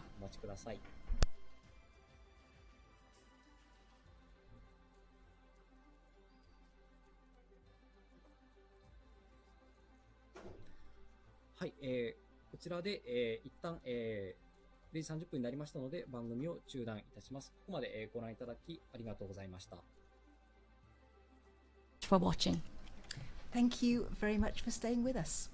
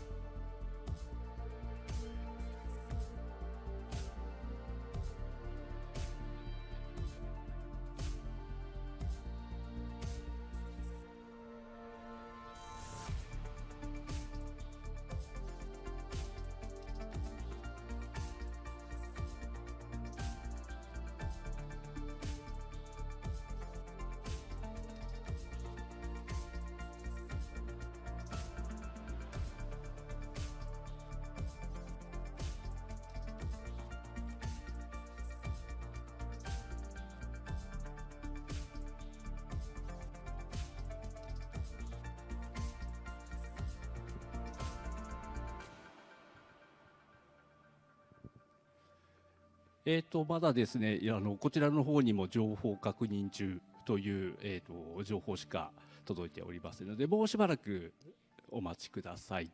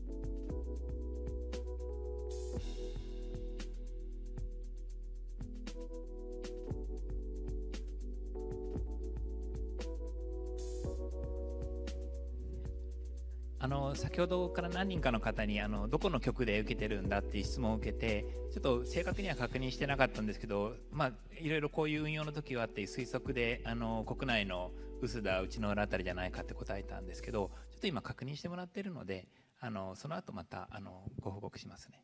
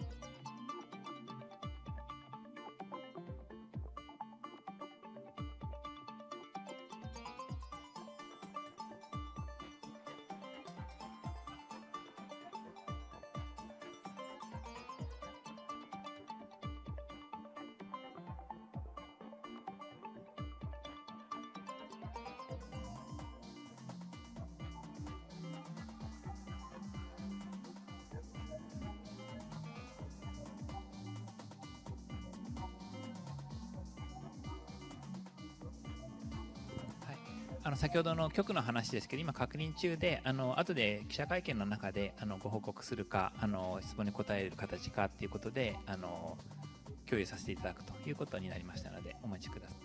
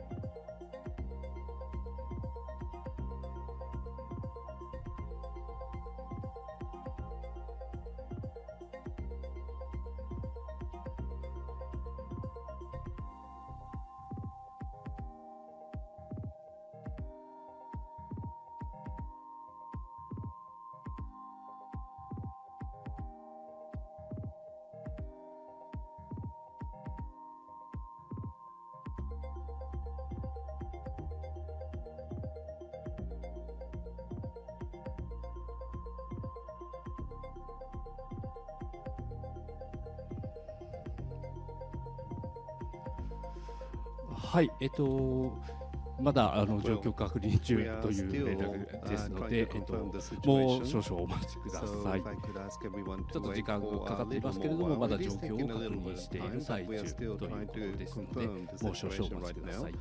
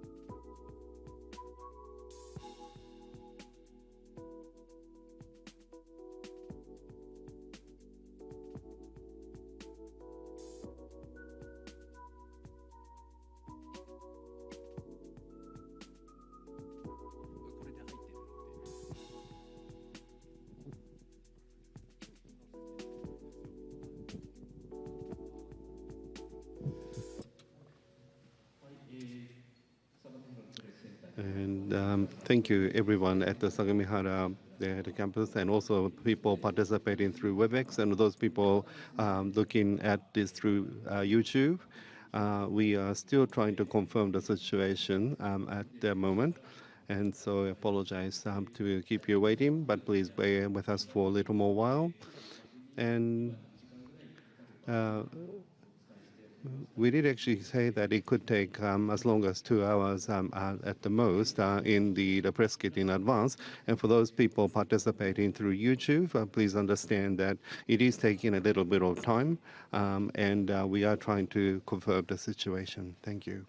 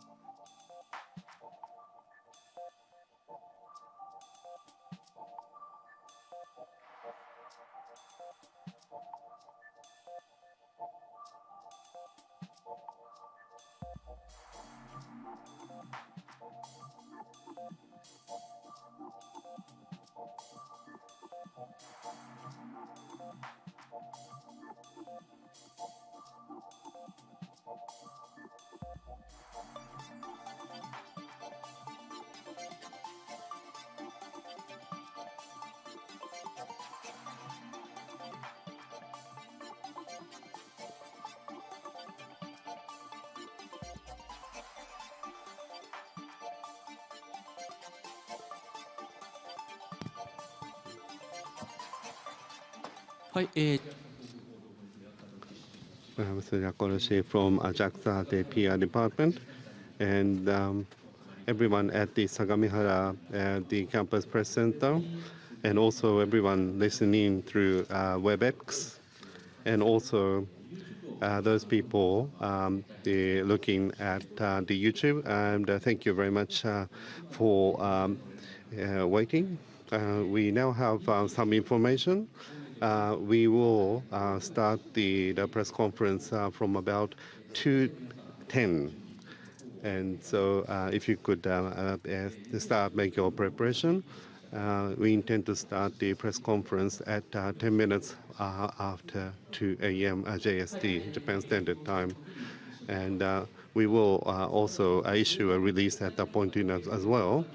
But we are also trying to upload information on our website at the same time. And so there could be a bit of a time lag to when we make the actual press release.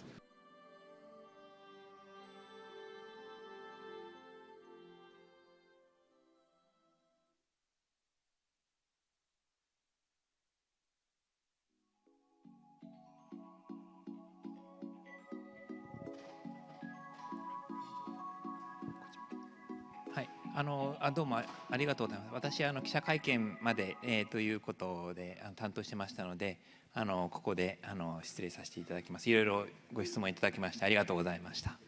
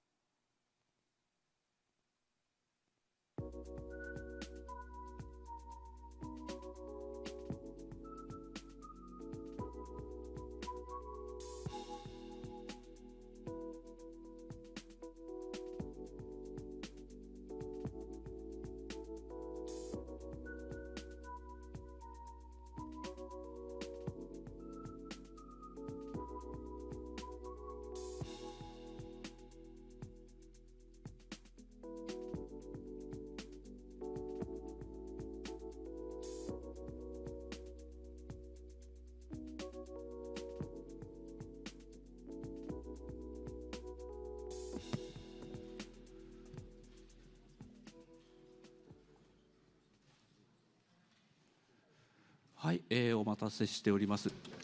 Thank you for waiting. My name is Kishi from the PR media of JAXA. We will be starting a press conference soon, so if I could ask you to be prepared.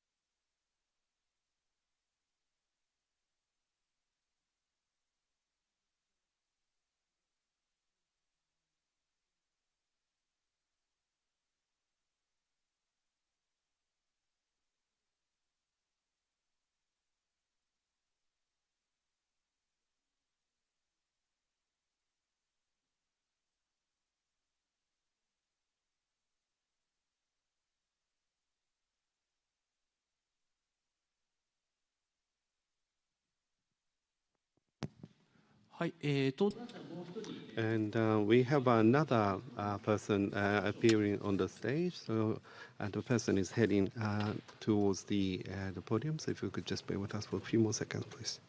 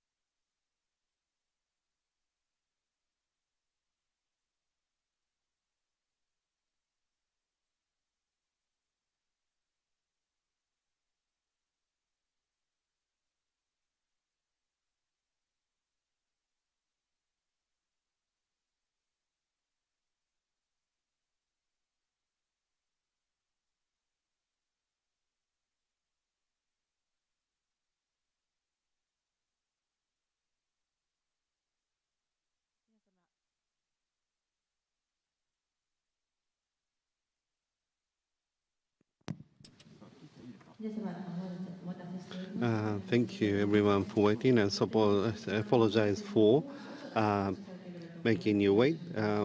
We are already at a starting time, but if you could just give us a little more while we prepare the press conference. Thank you.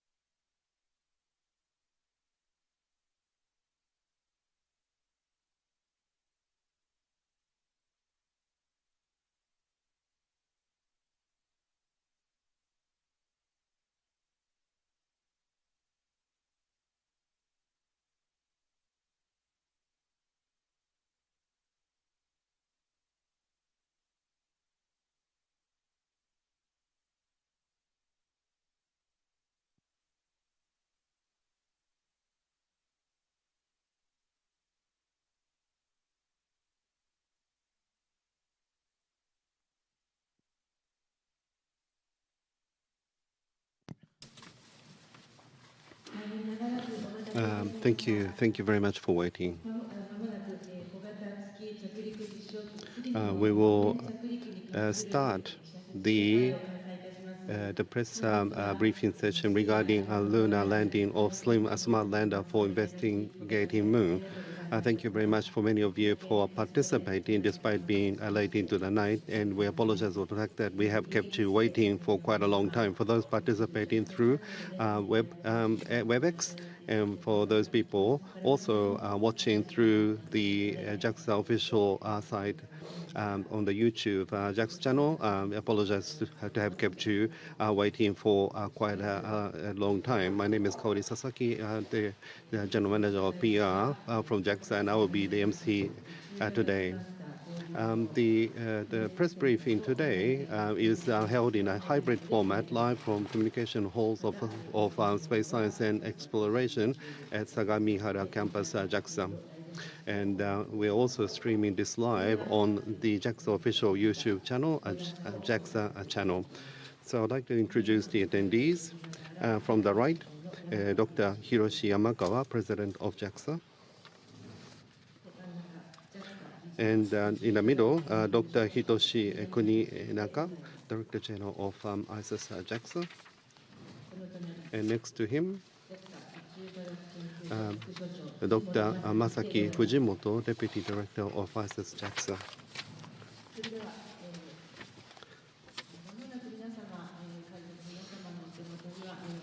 And I think we are handing out the press release as of 10 minutes past 2. And so I'd like to ask the President to start with a statement. My name is Yamakawa, Director of the President of JAXA. Thank you very much for many of you for participating today. I would like to start by saying a few things, and details will be explained by Mr. Kuninaka.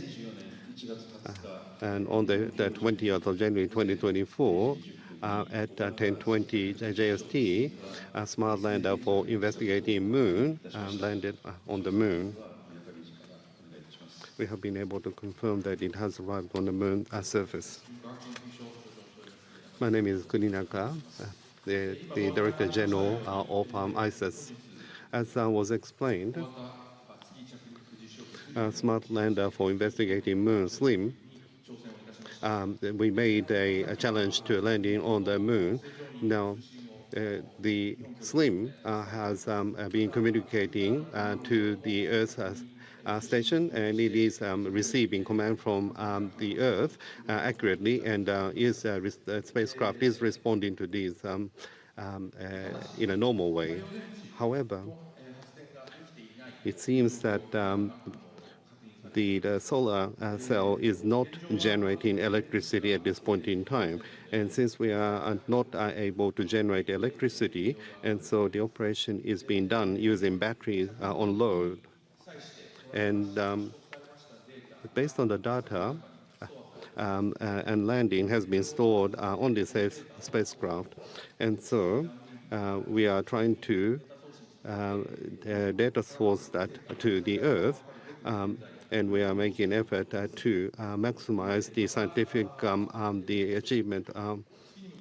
And during the descent to the Moon, and while hovering above the Moon surface, we have been able to separate Lev 1. And Lev 1, once separated, will automatically send the signal, and that has been successful. So we do consider Lev 1 and Lev 2 have been successfully separated. And we are making an effort to acquire data at this point in time. And in order for us to analyze the data, we will require some time. That has been the case scheduled from the start. And so in regards to sharing of the data, we will require a little more time. And so what we know at this point in time is, as I have explained, and so we are still gathering data to understand the situation of this spacecraft. Also, SLIM has targeted the high precision landing with an accuracy of 100 meters. Well, we require to do a detailed analysis of data as we have indicated in advance. And so as to whether we have been able to achieve 100-meter accuracy or not, we would require a little more time for us to be able to confirm on this point. And also, so we will gather the data we have been able to gather, and we are hoping of holding a press conference next week. As for the precise date, we will inform you next week. And so that is what we know at this point in time. Thank you very much. Any follow-up comment from Dr. Fujimoto? Thank you very much. The materials have been distributed to everybody in the venue, and also those who are participating through WebEx online. We are also web streaming this program, so if you haven't received the materials yet, please wait for them. And also there will be a press release on the website of JAXA, and we are updating information every now and then on the website.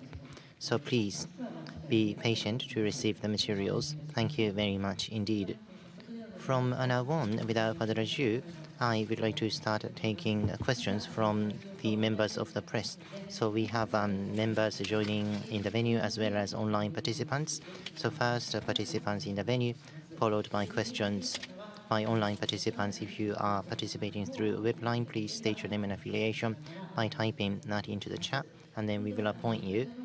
So from the venue, please wait for the microphone.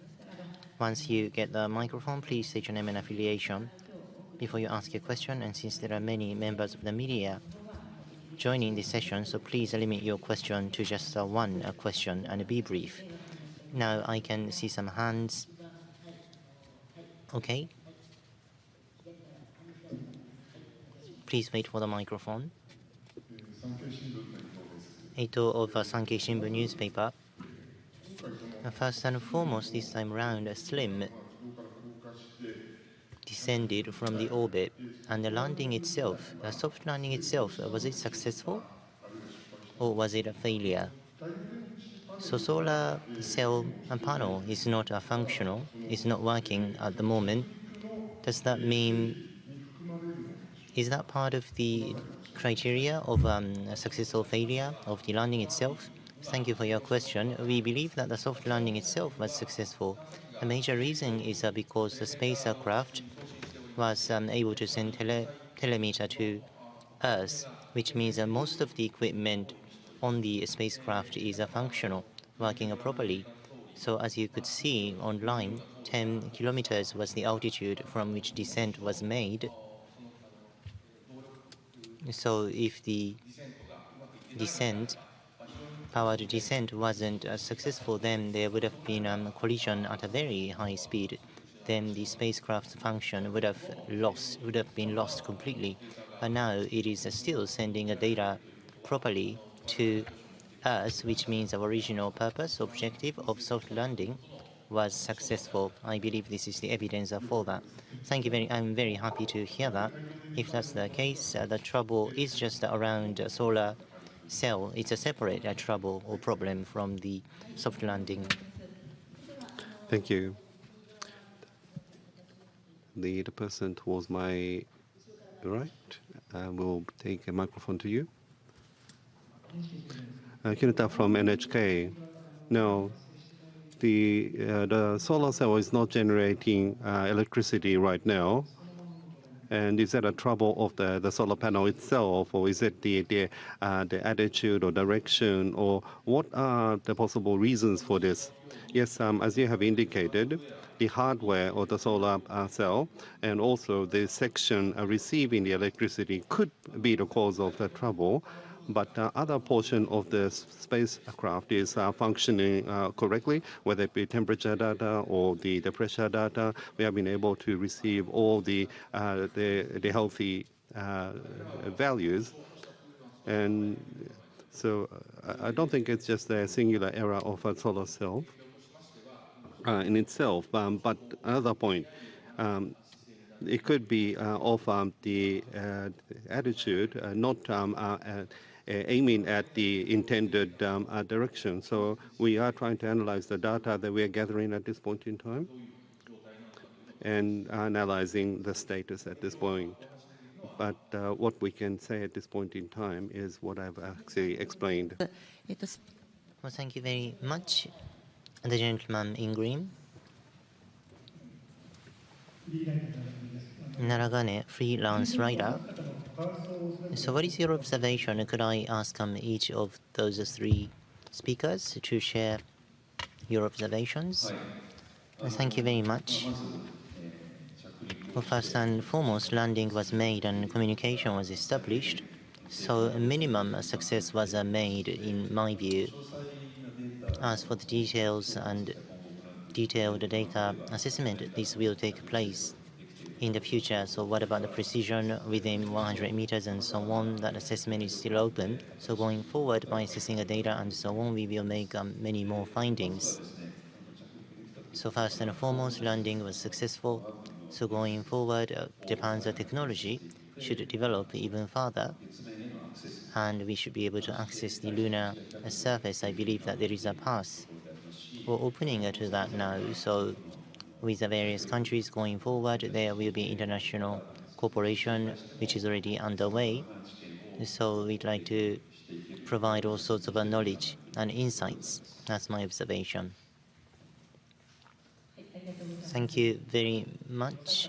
So my question was that I wanted to ask observation from each speaker. So as you saw on the web, a quick look, the original orbit, intended orbit, was traced by the spacecraft. The orbit was in line with that, and the expected acceleration was also traced. The actual acceleration was also realized. So on a real-time basis, we were able to share such information result with you. So such an outreach activity was possible. This was done very well. Looking at the trace, 100-meter pinpoint landing, precision landing was pretty much successful. Of course, regarding the accurate result, we still need 1 month or so to do the analysis, as we had already communicated with you in advance.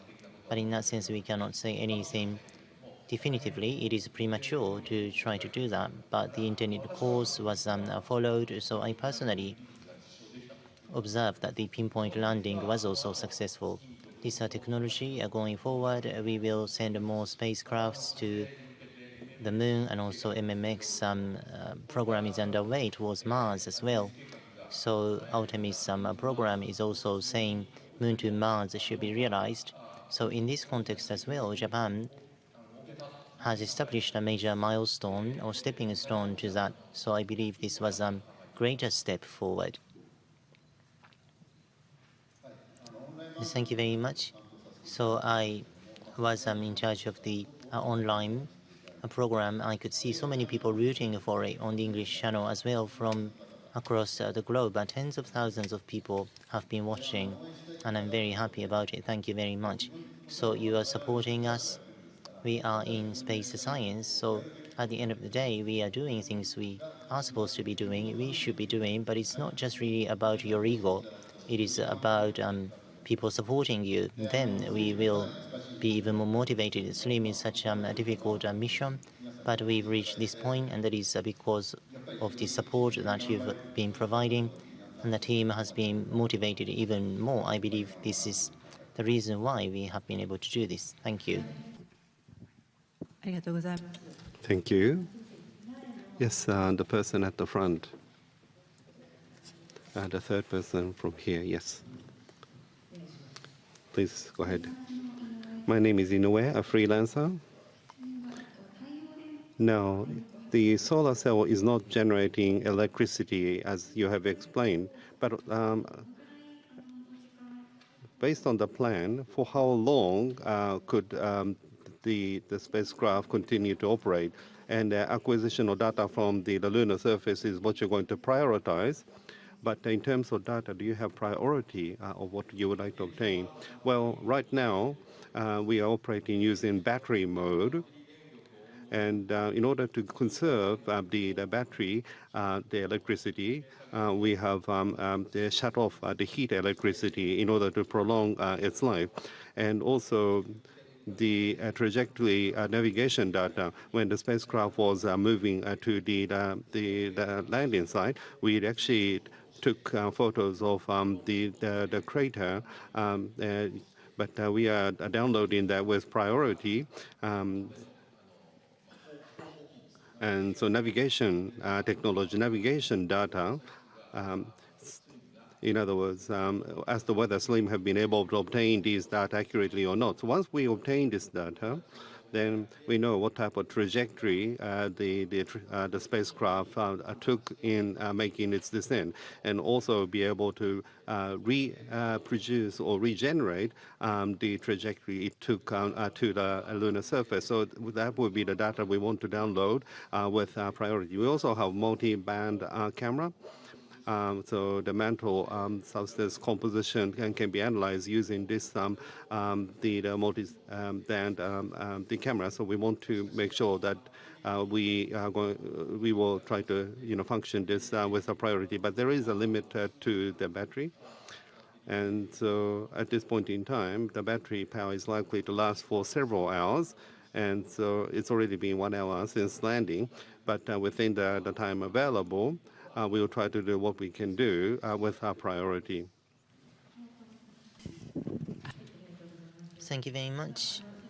Okay, so the lady over there, well, thank you very much. I am writing for a Newsweek. A freelance writer, Akane is my name.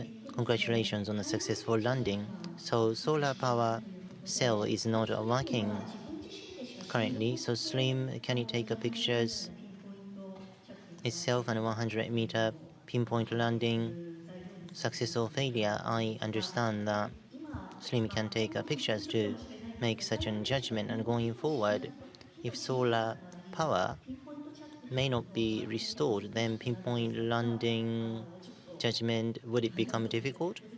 Maybe it's restored, but if not, would it be difficult to make the judgment, or what about the timing impact? Well, thank you very much. The stored data is now being downlinked, and by doing so on the flight path, what sort of data did it take? We will be able to understand that largely, and then currently it is receiving reception or signals. So from the Earth's orbit or trajectory, decision technology can be used to identify where signals are coming from. And already this decision-making technology for trajectory, this cannot be done on a real-time basis. Data has to be analyzed to identify the positioning. So 100-meter pinpoint landing, success or failure, data which can be evidence for that, we will be able to obtain all the relevant data necessary for that. As for the photos or pictures it can take, the spacecraft was up in the air, and then it took some pictures. I believe you're talking about those photos. Separately, there is a Rev 1 and Rev 2, which had been separated already. So Rev 1 and Rev 2, if they are functioning properly, then Slim's photos and images have been taken by Rev 1 and Rev 2, and I believe such a data is now being sent to us. As for the analysis of this data, it will take some time because of the nature of the work. Unfortunately, it's not something we can show you immediately, but Rev 1 and Rev 2 results are also something we are looking forward to seeing. Thank you. Thank you. Yes, the person over there, please. Yes. What is Kusaka from JST Science Portal? Now, the solar cell is not generating electricity as you have explained. And based on what you said, the battery would last for several hours. In other words, the several hours would be the remaining life of a SLIM for it to operate. That's probably how we should look at it. But in order to enable solar cell to start generating electricity, are you going to make any attempts? Is there anything you can do to try to enable the solar cell to start generating electricity? Well, I think there are various ways of looking at it. But it is invaluable, the spacecraft, and we don't know the accurate the situation right now, so we don't want to do anything that is too excessive. So of the remaining hours to try to do something about it, we want to try to keep status quo. And the solar angle will change, and so every month where the sunlight shines on the moon changes, and this change occurs every month. And so one day in Earth is the moon goes around. So it takes 30 days for the solar angle to change of the moon. And so if that's the case, so when the solar direction change, and when the light shines from a different direction, the light could end up hitting the solar cell. And so we are having discussion what is the best course of action for us to take into consideration of this. And by the sun angle returning, we are hoping for it to regain power. So first of all, while the battery is alive, you try to obtain data that you can obtain rather than trying to revive the solar cell. But if there could be the possibility that the sun's direction will change, and so even the battery may be not generating electricity, but there is still hope for the solar cell to start generating electricity again. And so even if the battery runs out and the slim they loses all power, if the panel catches sunlight, then it will restart. And so as far as the function is concerned, we will be able to resume the operation of the slim in that instance. Thank you very much. The gentleman sitting at the back. Nippon Hoso, Hatanaka is my name. On the live streaming screen, there was a control room, but there was almost no image from the control room. What was it like during the landing? So landing was finalized, and a solar power cell problem was discovered. So any changes in the control room? So we ourselves couldn't see the situation in the control room, so we apologize that we don't know what it was like in the control room. Thank you. Is that Nakai is from News 6? If the solar cell is not restarted, then how would that impact the success criteria? What can be achieved and what may not be achieved?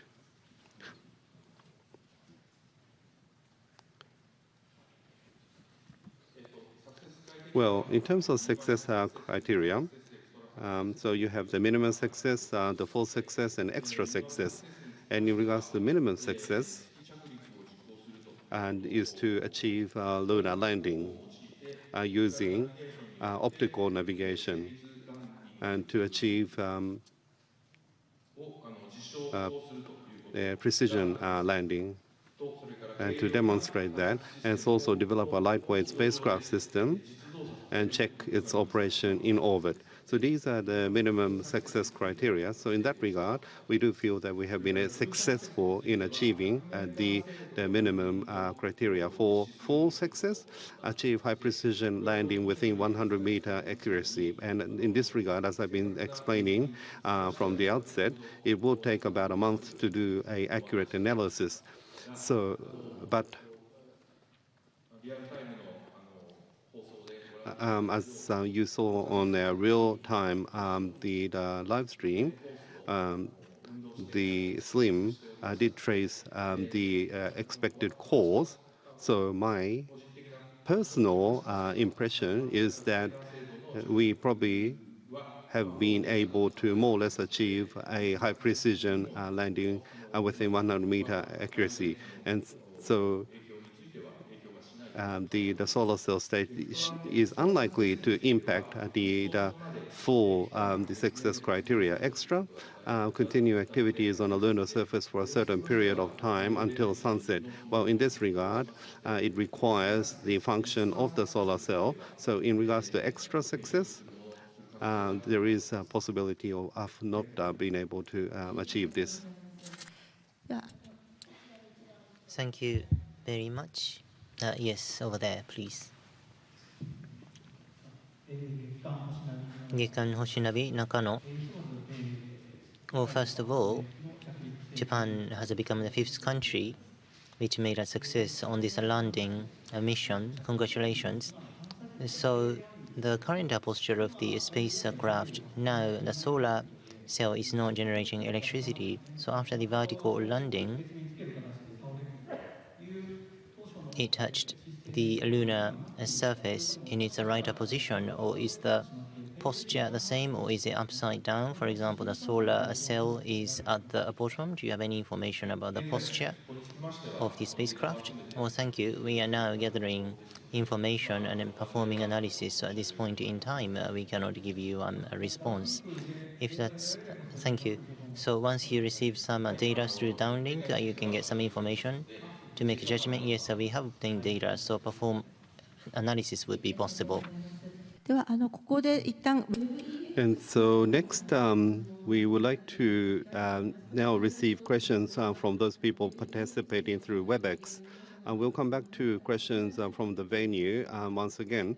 But if you would like to ask a question from WebEx, please send in your question on the chat, but please mention your name.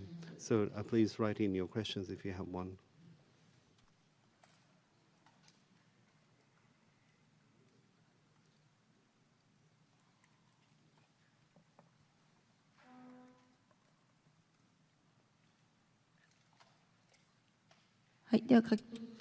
And I have now received a question. Yamanami-san from Yomiuri Shimbun. Please unmute yourself and ask your question. My name is Yamanami from Yomiuri Shimbun. Congratulations for today. Now, in relation to success criteria, I would like to ask a question. Now, in regards to the discussion of the attitude of the spacecraft, you need to look at that. But one of the landing for SLIM was, I think, a two-stage landing. If after a soft landing, if you did not achieve the desired position, so if the two-step landing method was not successful, then not being able to achieve the two-step landing, would that be considered negatively from the success criteria perspective? Well, as long as you read the success criteria, we have not given a definition in regards to two-stage landing or two-step landing. And so if we apply the success criteria as it's written, then we have likely have met the criteria for success. And we did not give a definition, including the two-step landing. Understood. Thank you.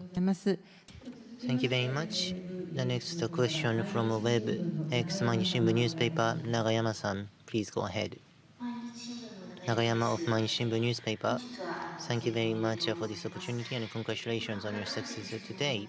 Once again, my question would be that this time around, SLIM made a successful landing on the lunar surface. Going forward, the world is now competing very fiercely about the lunar exploration. What is the significance of this success? Could you please share your thoughts on this once again, Dr. Kuninaka? Well, thank you. As JAXA, ISAS, we are in technology development. What we do is technology development. So lunar exploration, for example, CRIPS are promoted by NASA. That is a commercial lunar transport service. And JAXA and IASA, we are not really focusing on that sort of area. But the technology obtained through this mission can be leveraged for a private sector. If some private sector companies want to use this technology, then we would like to proactively provide such a technology to them. That's the position or thinking of ours. So are we going to start a lunar transportation service? That is not something we have been considering at all. But from the viewpoint of industry development, we do have some motivation. What about President Yamakawa from the viewpoint of international cooperation? What is your assessment about this success? Thank you very much for your question. Well, earlier, 100-meter precision, was it realized or not? We still need 1 month more to make that assessment. But at any rate, this time around, we were able to gain some insight and knowledge as well as experience. Based upon them, it used to be that we were landing where we could. Now we are trying to land where we want. That is the slogan of the project, if you like. So if 100-meter precision has been successful, then as a result of this project, this technology has been established. And in relation to this, this is the very first time in the world that this was achieved. And the significance of this is that on a global basis across the globe, there is some fierce competition taking place about the access to the lunar surface. That's because sustainable lunar exploration activity is expected and sought after. Now, the position of the crater used to be that it was a landing where it could as opposed to where it wants to. Going forward, it is more about exactly where in the crater we want to land such a high level of precision will be needed. So in that sense, sustainable lunar and lunar surface exploration, this will become a very important technology. So by obtaining such technology, of course, Japan's international competitiveness can be enhanced and acquired, and without technology background, it's not possible to provide international cooperation. So we'd like to promote international cooperation to this end. Thank you. Thank you very much. はい、ありがとうございます。 Thank you. Next, from WebEx, from Kyodo News, Sue-san. Apparently difficult to ask questions verbally, and so please allow me to read this. In regards to the multi-band camera, you have said that you try to operate this as quickly as possible, but can this be operated and acquire data even without the solar cell operating? And if it is only with battery, would it be that the amount of exploration that can be done would be limited in comparison to when the solar cell is generating electricity? Well, it can only operate while the electricity is available. So in terms of exploration time, the scope to which the exploration can be done could be narrowed based on this. But given the environment, we want to achieve the maximum scientific the achievement, and so we'll continue to make effort to enable to that. よろしかったでしょうか。 Thank you very much. Did that respond to the question? Thank you. There was a comment written in the chat saying thank you very much. So WebEx freelancer Torishima-san, over to you. Torishiba, freelance writer, congratulations on the successful landing.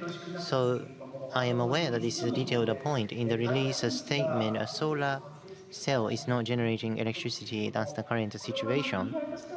So the meaning of this is that is it absolutely zero electricity being generated, or electricity is generated but it's not enough for operation?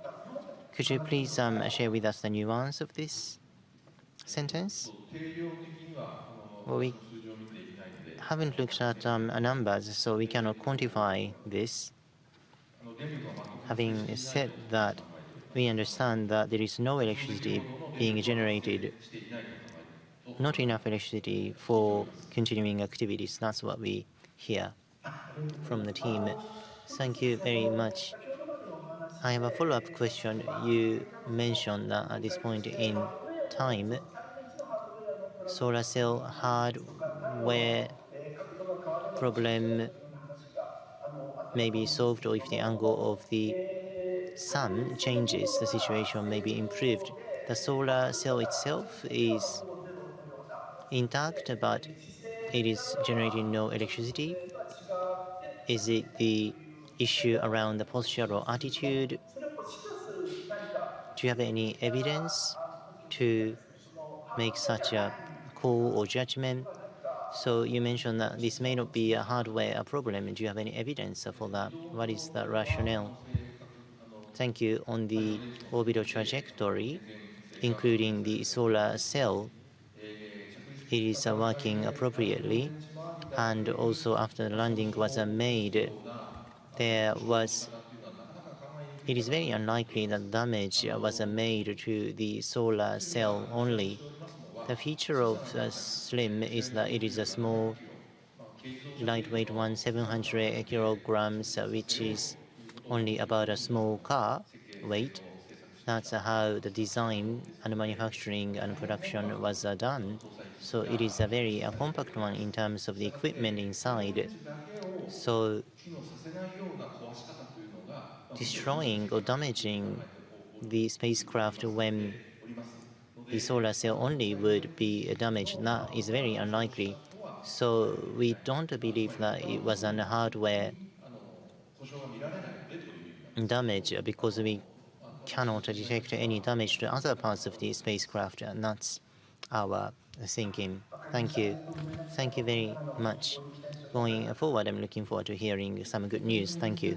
VX の方ご質問のある方、 Does anyone participating through WebEx have additional questions? If you have a question, please indicate this. It seems none, so we'll go back to the venue. And the person with the hands up right at the end. Yes. My name is Fujisaki from Power Network, producing TV programs. Congratulations for your success. Now, it is quite late in the night right now, but there could be children or young people who are interested in space or about the moon. But with this success, do you have any message, particularly for young people and children and young people?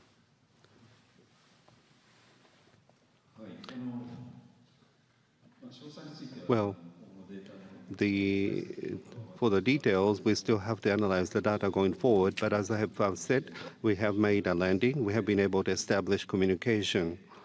So in that regard, we are relieved for now. The SLIM project, or what the JAXA ISS has always been saying, is landing on the moon itself is of a very difficult technology.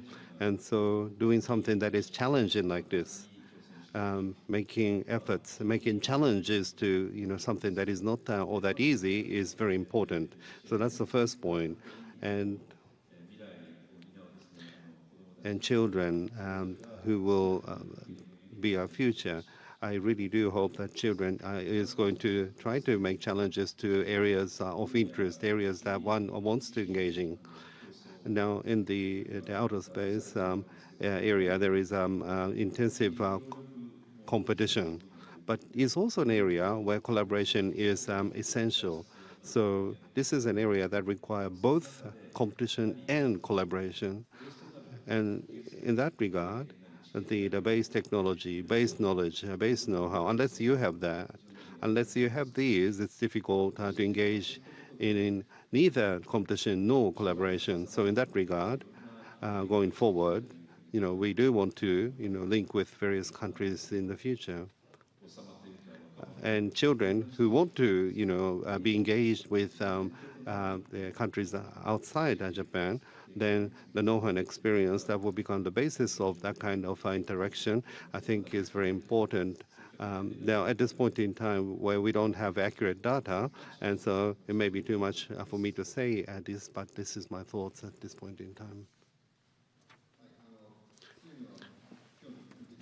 Well, making preparation for the SLIM mission, I've spoken with many people, and someone said that no one on this earth has never seen a moon. So when children look up to the moon from tomorrow, And so Slim landed in that location of the moon that we said that we're going to land, and we made that landing. But why did Slim actually get there? And of course, there are a lot of reasons as to why Slim traveled there. And so we went there and we investigated the rocks there. And if we investigate those rocks, what what will we come to learn? In terms of this type of a mission, it's not just taking a photo where we obtaining information, but we need to do a lot of things. But the Slim made a large step. So Slim went to the moon in that location, and what is it doing? You are able to expand your thinking from there. And if you actually think it in that way, then I think the success on this occasion ends up being very meaningful. We'd like to welcome some more questions. Okay, the person in orange. Yes, please. NHK Mizuno. Earlier, as I heard you making comments, landing was successful and 100-meter landing is likely to have succeeded too. If the possibility is high, then I thought that you could look happier. But all of your faces look very serious. Why is that answer? Because you really wanted to achieve extra success?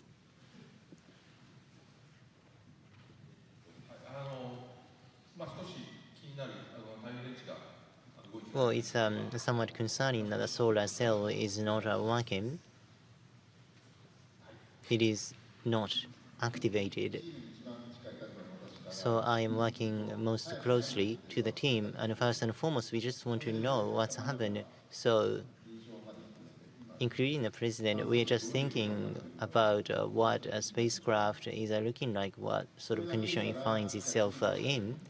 So once we know, we will know the next step, because we are always thinking about the next step. So this kind of a situation is very tough for us. So rather than being happy about what's already happened, we are always thinking about the next step, and we don't have a full visibility about what the next step will be. That's tough for us. You're saying that there has been a success, but there are many steps going forward.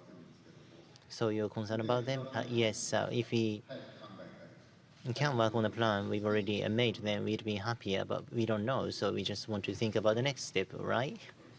Okay, thank you. Thank you very much.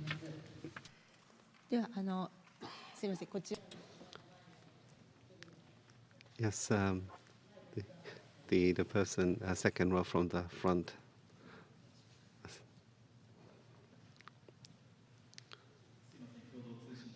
Nanai is my name from the Kyodo News. On this occasion, the focus has been the vision-based navigation and the precision landing. But in regards to the vision-based navigation, has that gone well?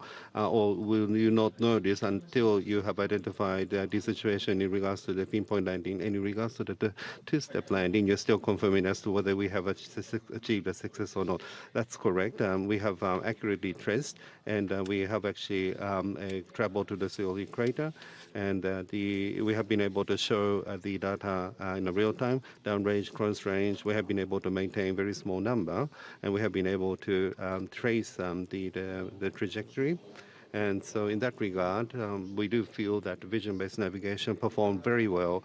In regards to the two-stage or two-step landing, we are still trying to analyze the situation, as you have indicated. Thank you very much. Yes, the person over there.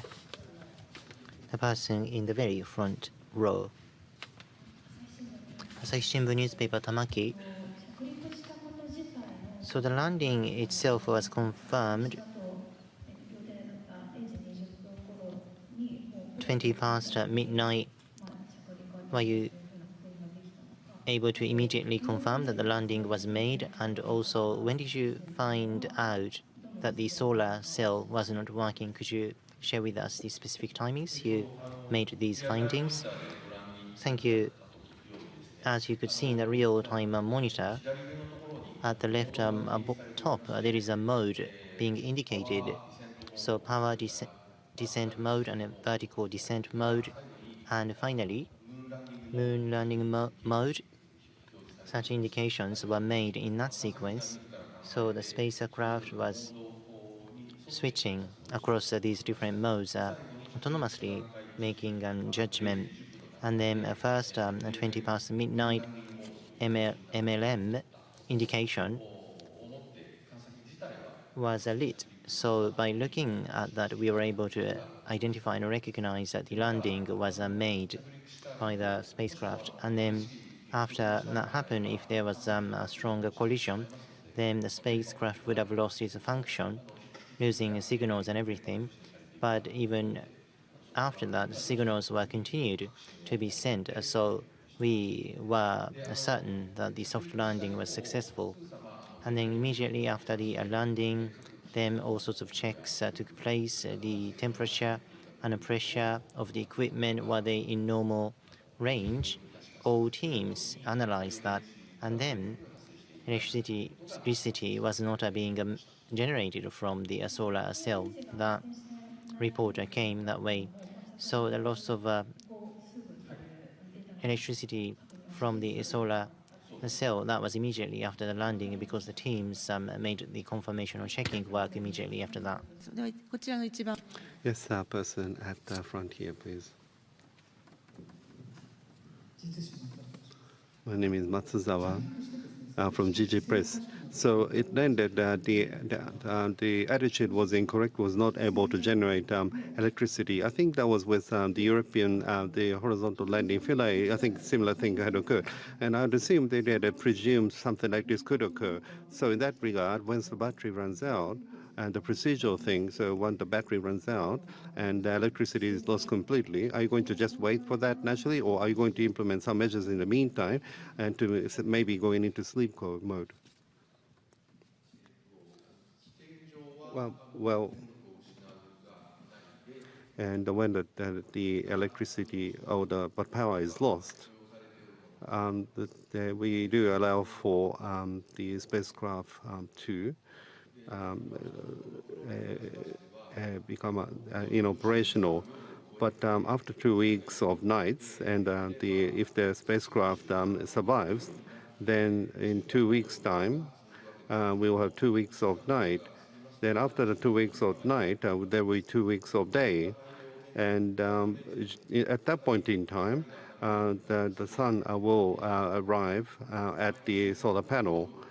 And so if the spacecraft survives the minus 200-degree nights, then in 2 weeks' time, it could revive again. So we did actually assume in the program of having to go through these cold nights. So the craft does have such a functionality. So we do have that kind of expectation. So it does have that kind of function. Before the battery runs out, are you going to do anything, any procedure?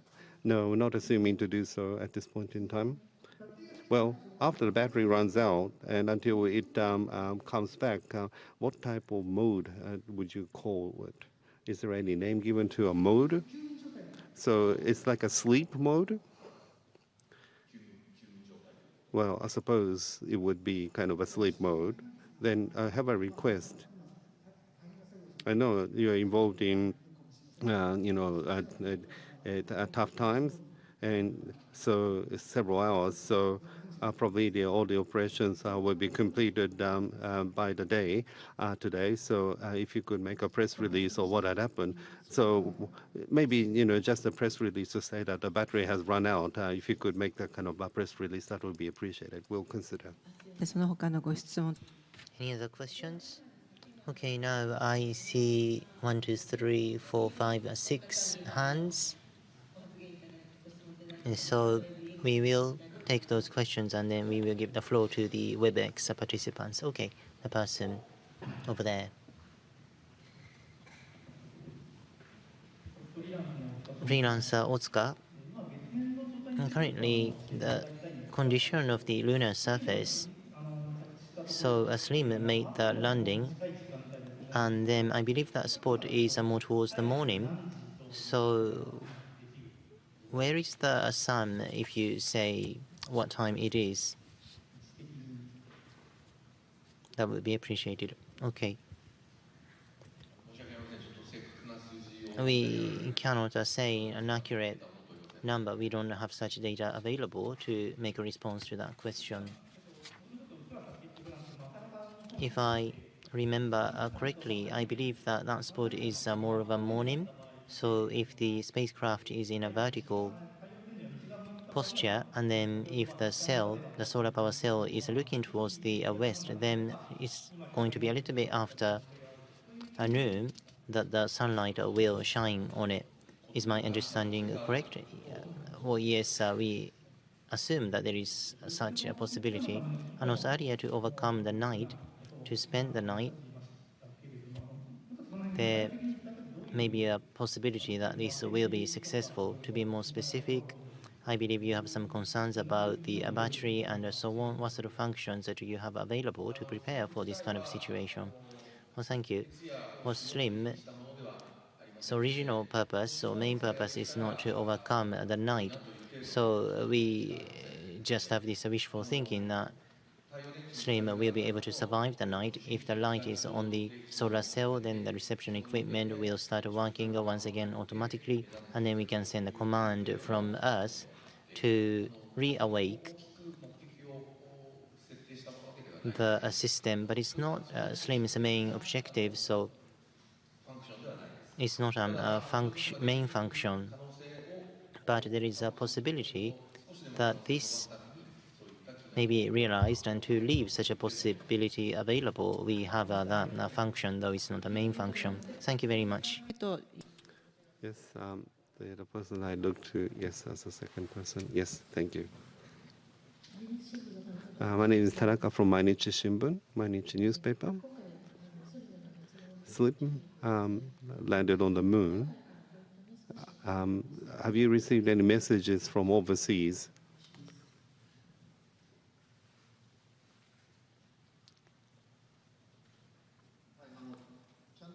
Well, we have not received a kind of an official message as yet. We've been busy, so we have not been able to confirm. But just prior to their landing, I did actually receive a message from NASA, and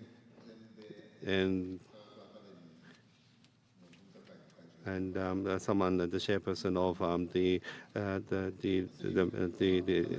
scientific group in the U.S. SLIM was, I think, something that attracted a lot of interest in U.S. because size-wise, there is a CRISP service where it's a private sector service trying to go into the moon. So this is similar service in a sense. And so at that size, a good mission can be carried out. And we are adopting a different approach to the States. And so that's the reason why we have received a lot of interest. But after landing, I'm sure a lot of messages have been sent because my smartphone was very busy, but I haven't had time to look at it. But I think they were looking at the screen on the live stream, and they were sending message. And I would assume that the message is a congratulatory message, but I'm a little scared to look at it. But I just didn't have time to look at my smartphone. Oh, yes, as a third person. Tokyo Tobimono Akai Okazawa. So the spacecraft signals are being received. What about the ground station situation? Is it NASA or Uchinoura that is being used? At the timing of the landing, the Japan base was used. And Uchinoura 34-meter and Usuda 64-meter were also operated. So the main station was Uchinoura station, and that's the station that was used when the landing took place. If that's the case, it's not Uchinoura, it's a goldstone that is being used. Yes, that's true. So the Japan base is no longer used. It is using overseas station. I don't remember off my head which station is being used right now. Yes, the lady towards the back. My name is Sasaya from TV Kanagawa. I apologize for my question being very basic, but data analysis for a pinpoint landing would require a certain time, and in regards to the analysis of data concerning the current attitude of Slim, I would require some time. But without the electricity from solar cell, the time required for data analysis, would that be affected one way or another? Or that part is going along the original schedule? It is actually activity based on the original schedule, and this is separate from the functionality of the solar cell. So just analysis of our acquired data. And so in that regard, we're not impacted by the solar cell situation. Thank you very much. The next question, please.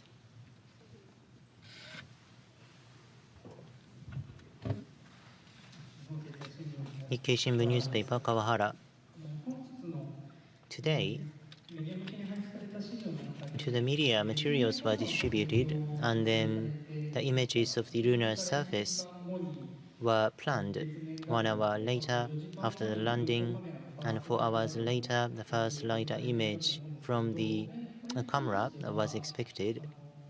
And in relation to this, because of the solar cell, the images themselves were not taken, but or is it that the images had been indeed taken, but you are checking other situations, you are not doing that yet? And going forward, what sort of images will be made available by SLIM?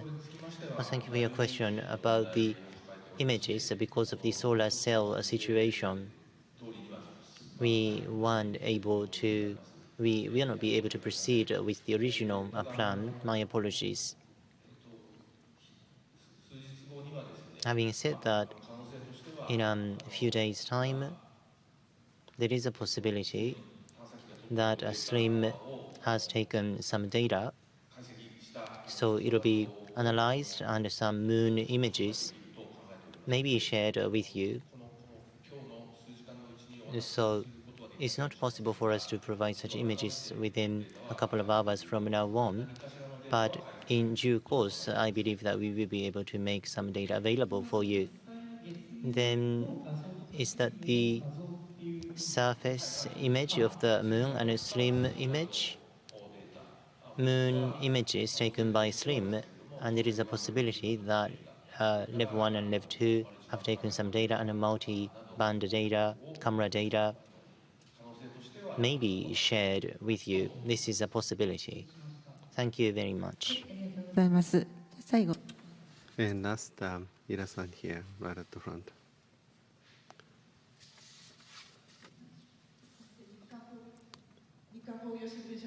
Maeda is my name from Nikkan Kogyo Shimbun.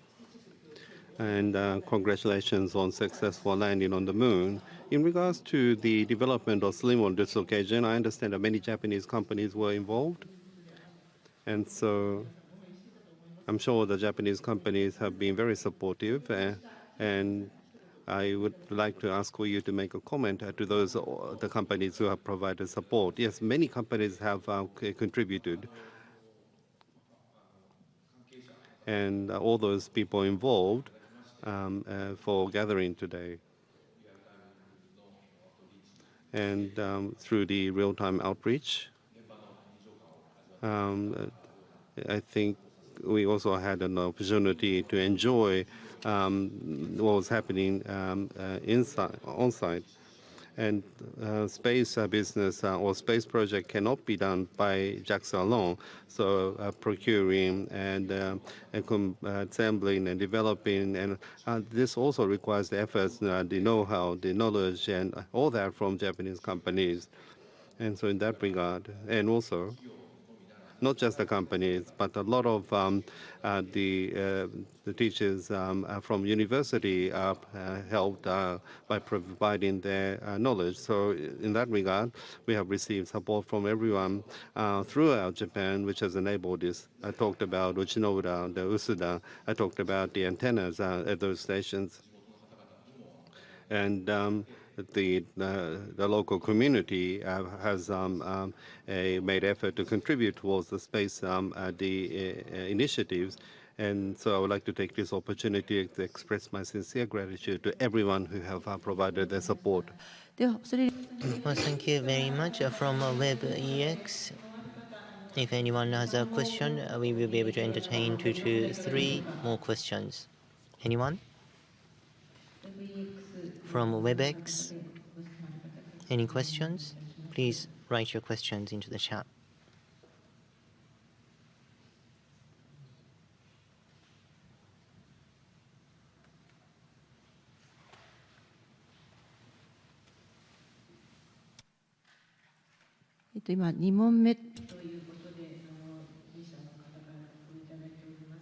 Two reporters have written questions as their second questions, but I'd like to take questions from someone who's asking a question for the first time. If not, I'd like to give the floor to these two reporters who are asking questions for the second time.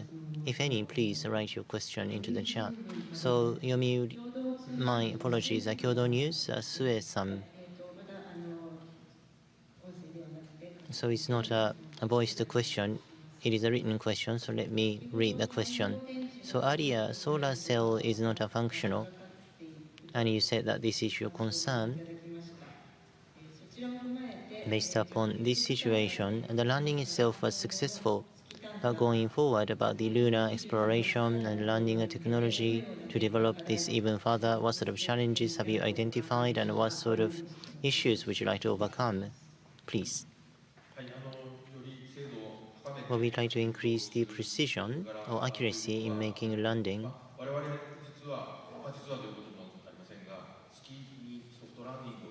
Soft landing on the moon itself was the very first attempt by JAXA as well as ISAS.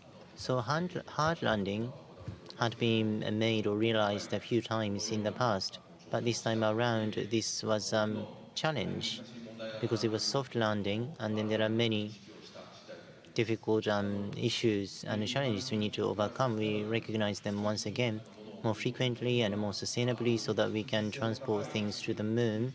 Then we have to achieve higher precision landing technology, and we are feeling this once again firsthand. So we try to obtain even more technologies. We want to increase the accuracy in our technology.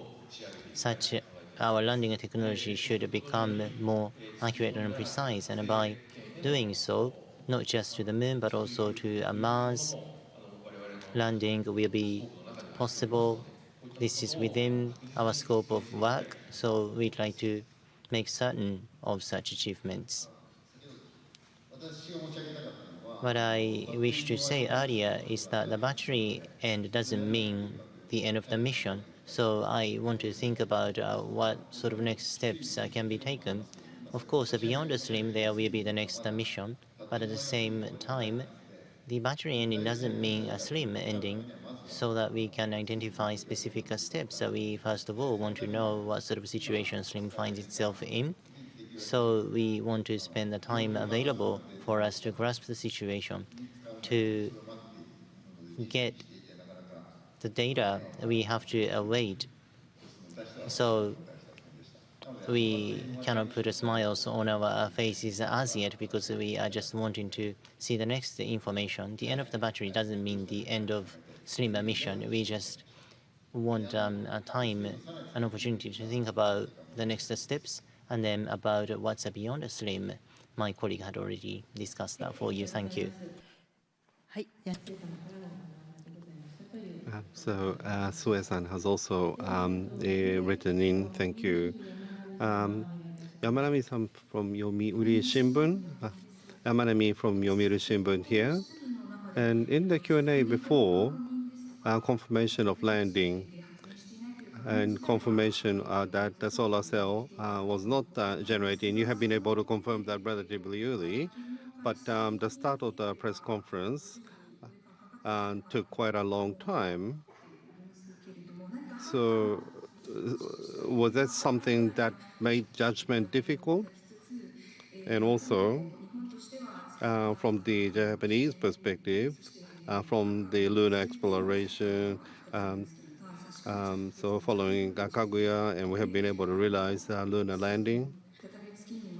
and we have been able to return to the moon. And so, could I have your comment in reflection of that as well, please? Well, I do apologize for the fact that we were late in starting the press conference. Well, we are trying to analyze and interpret the data acquired. So that did actually take more time than we had wanted.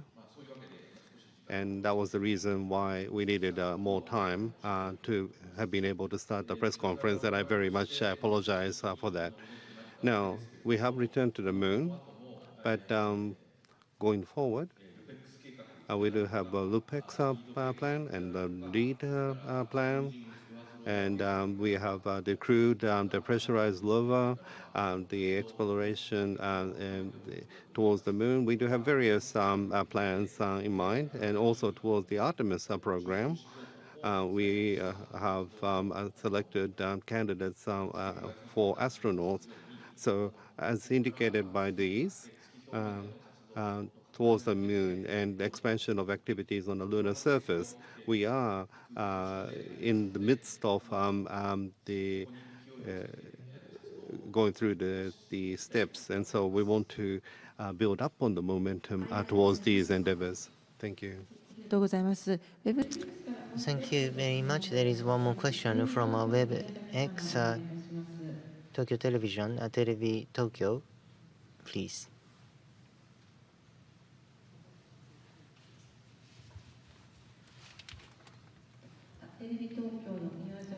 TV Tokyo, Miyazaki-san, would you voice your question, please?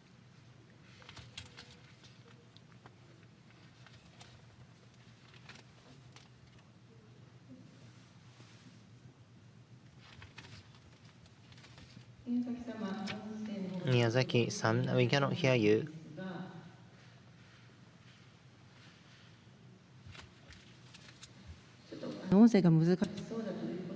It seems that they are struggling to state the question verbally, so the question has been typed into the chat. Let me read it. This is a basic question.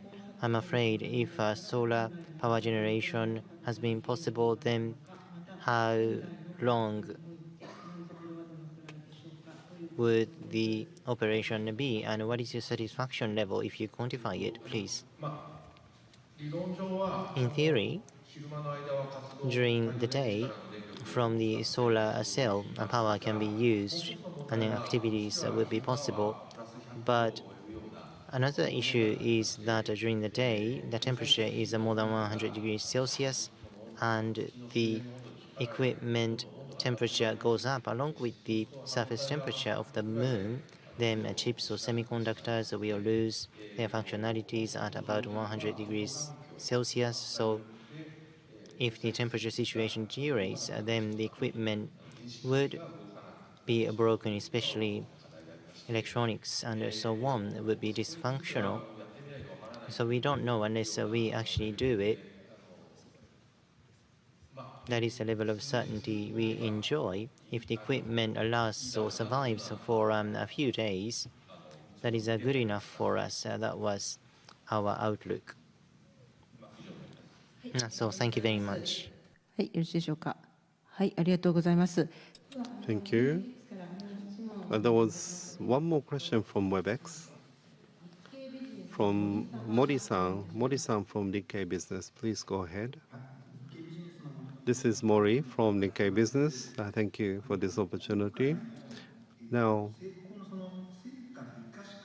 how to utilize the successful outcome on this occasion? You have mentioned competition and collaboration a number of times already, but in terms of collaboration, how to collaborate?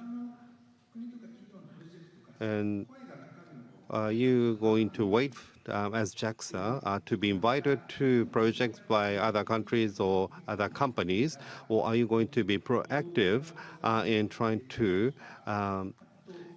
sell what we have ourselves, or is there already a kind of a technology collaboration agreement? If you have something like that, please let us know. Well, at this point in time, it's not the case that we have a specific project of providing this technology. There is nothing that we can talk of at this point in time. However, from the perspective of international collaboration and towards the overseas the space agencies, and the space agencies from around the world are creating missions together by offering respective technologies.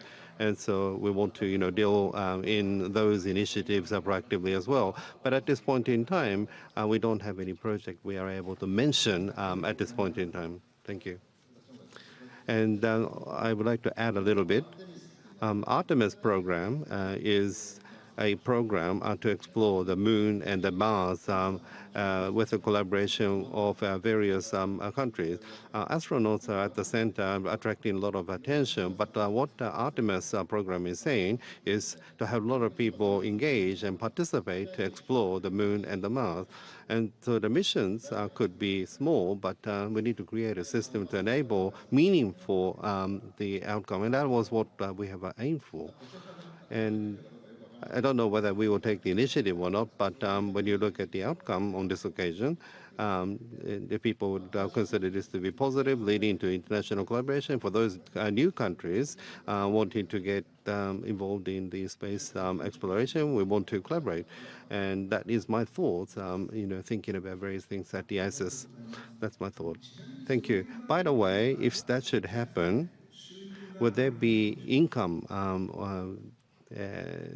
for JAXA? Well, not a monetary income. It could be international reputation in one sense. But if we do something together, and if great the observation, the equipment was provided for Japanese the scientists to be able to make access. So there are various aspects in the deal, but it's not a cash income per se. But I think slim on this occasion. And people praising this, considering it to be worthwhile, is priceless, really. Well, thank you very much. I'd like to conclude taking questions from WebEx, and now turning to the venue once again. Well, I could see so many hands in the air. First comes first. Okay, so we will take 5 more questions, and then that's the end of the press conference. Yes, please. Hayashi, a freelancer writer, thank you very much for this opportunity today. Earlier, Dr. Kuninaka said that the planned orbit was traced, trajectory was traced, and acceleration was traced, so everything was very smooth, and a pinpoint landing was more or less successful. What about the final hovering when the vertical descent was made? I thought that the final 2 to 3 meters was somewhat fast. About the vertical descent until the landing, were you somewhat uncomfortable about the posture of the spacecraft, which may have led to the issue this time around? Did you see any signs about this? Well, thank you. I wasn't able to identify that myself because I didn't have data available, so I couldn't I had no recognition. I didn't see what you had seen. Well, halfway through acceleration and a planned trajectory trace, you were seeing that? Yes, but you just talked about some impression about the final couple meters. I didn't have that. What about Dr. Fujimoto? So my heart is pounding. So I am impressed that you were looking at that. And so we will obtain data going forward. So want to make a verification. What was your impression when you saw the final couple meters? So during that operation from overseas, I was being interviewed by overseas. So I was, in a way, confused. I didn't notice that if I respond simply. So why did you say that you were impressed that you noticed that? Well, I was just awed at your observation. So now the reason why we are getting so much data, trying to obtain so much data, is because of what we want to do. Thank you. Another question is that pinpoint landing was pretty much successful, and then Dr. Yamakawa said that this would become a world first achievement, and then 100-meter precision pinpoint landing is really the first feat and achievement in the world, because I did some research on Apollo 12 in the Cabinet Office materials. 163 meters landing was successful. I was able to find some materials. But was that not intentional? It just happened to be 163 meters. So are you saying that this intended pinpoint landing is the very first achievement in the world? Is that what you meant? Well, that's my knowledge to try to respond to your question accurately. So could anyone follow up? So yes, intended 100-meter precision in landing was the first achievement by Slim. So this is amazing if it's the first achievement in the world. Yes, that's our understanding.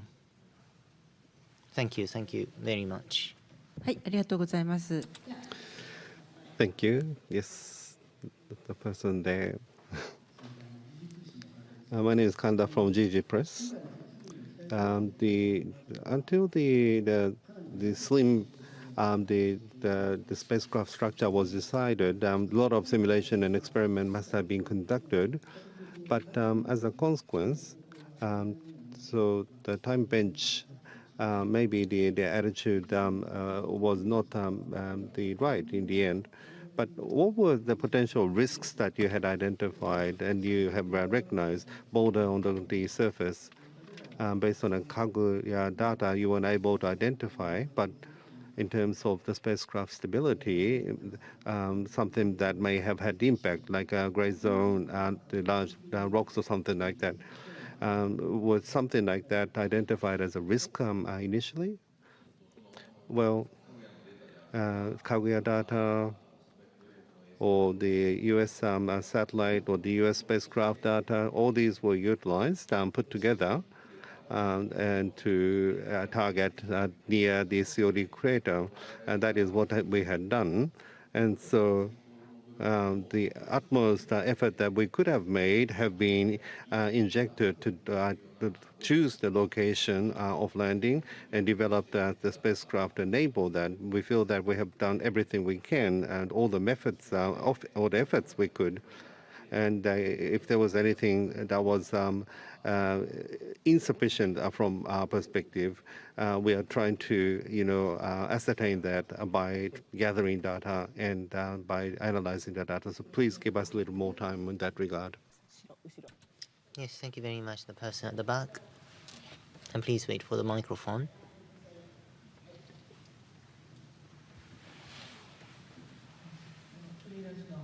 Freelance Akiyama. Thank you. Now the data downlink is proceeding, and the Slim data will include so much information. But separately from that, when making an attempt to the lunar surface by various countries and NASA and so on are also providing precious images. In terms of Slim, are you going to provide information to other countries, and because of the error or data, is there going to be additional insight?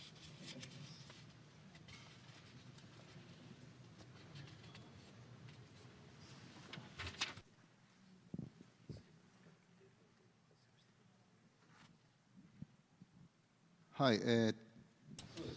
Well, thank you very much for your question. So data taken by a Slim will be a very local data. Well, I cannot really respond to this question directly, but what we can share the most is that when attempting a pinpoint landing, we get experiences that can be shared. So rather than data itself, it is about the operational know-how that we will be able to share. So a Slim will get know-how and a Shiori crater detailed data not really the data itself, but it's more about how to capture the data to make a pinpoint landing. The experience or know-how itself is what we can share. I'm afraid I didn't fully understand your question. So LRO going forward, slim landing spot images will be shared and so on to understand the situation of the spacecraft and so on. For example, you will know the attitude and the positioning, posture of the spacecraft. Yes, so we only have a chance every 1 month because of the orbit condition. Now, once data is made available, the posture or attitude can be recovered and recreated, and we will be able to see that. So now we are in the learning process. Yes, you're right. And so once the data has to be recreated and then LOR has to be checked. But it doesn't happen immediately. It's not going to be in the immediate future. Yes, that's right. So Ito-san, towards the back, starting with the back. Ito-san.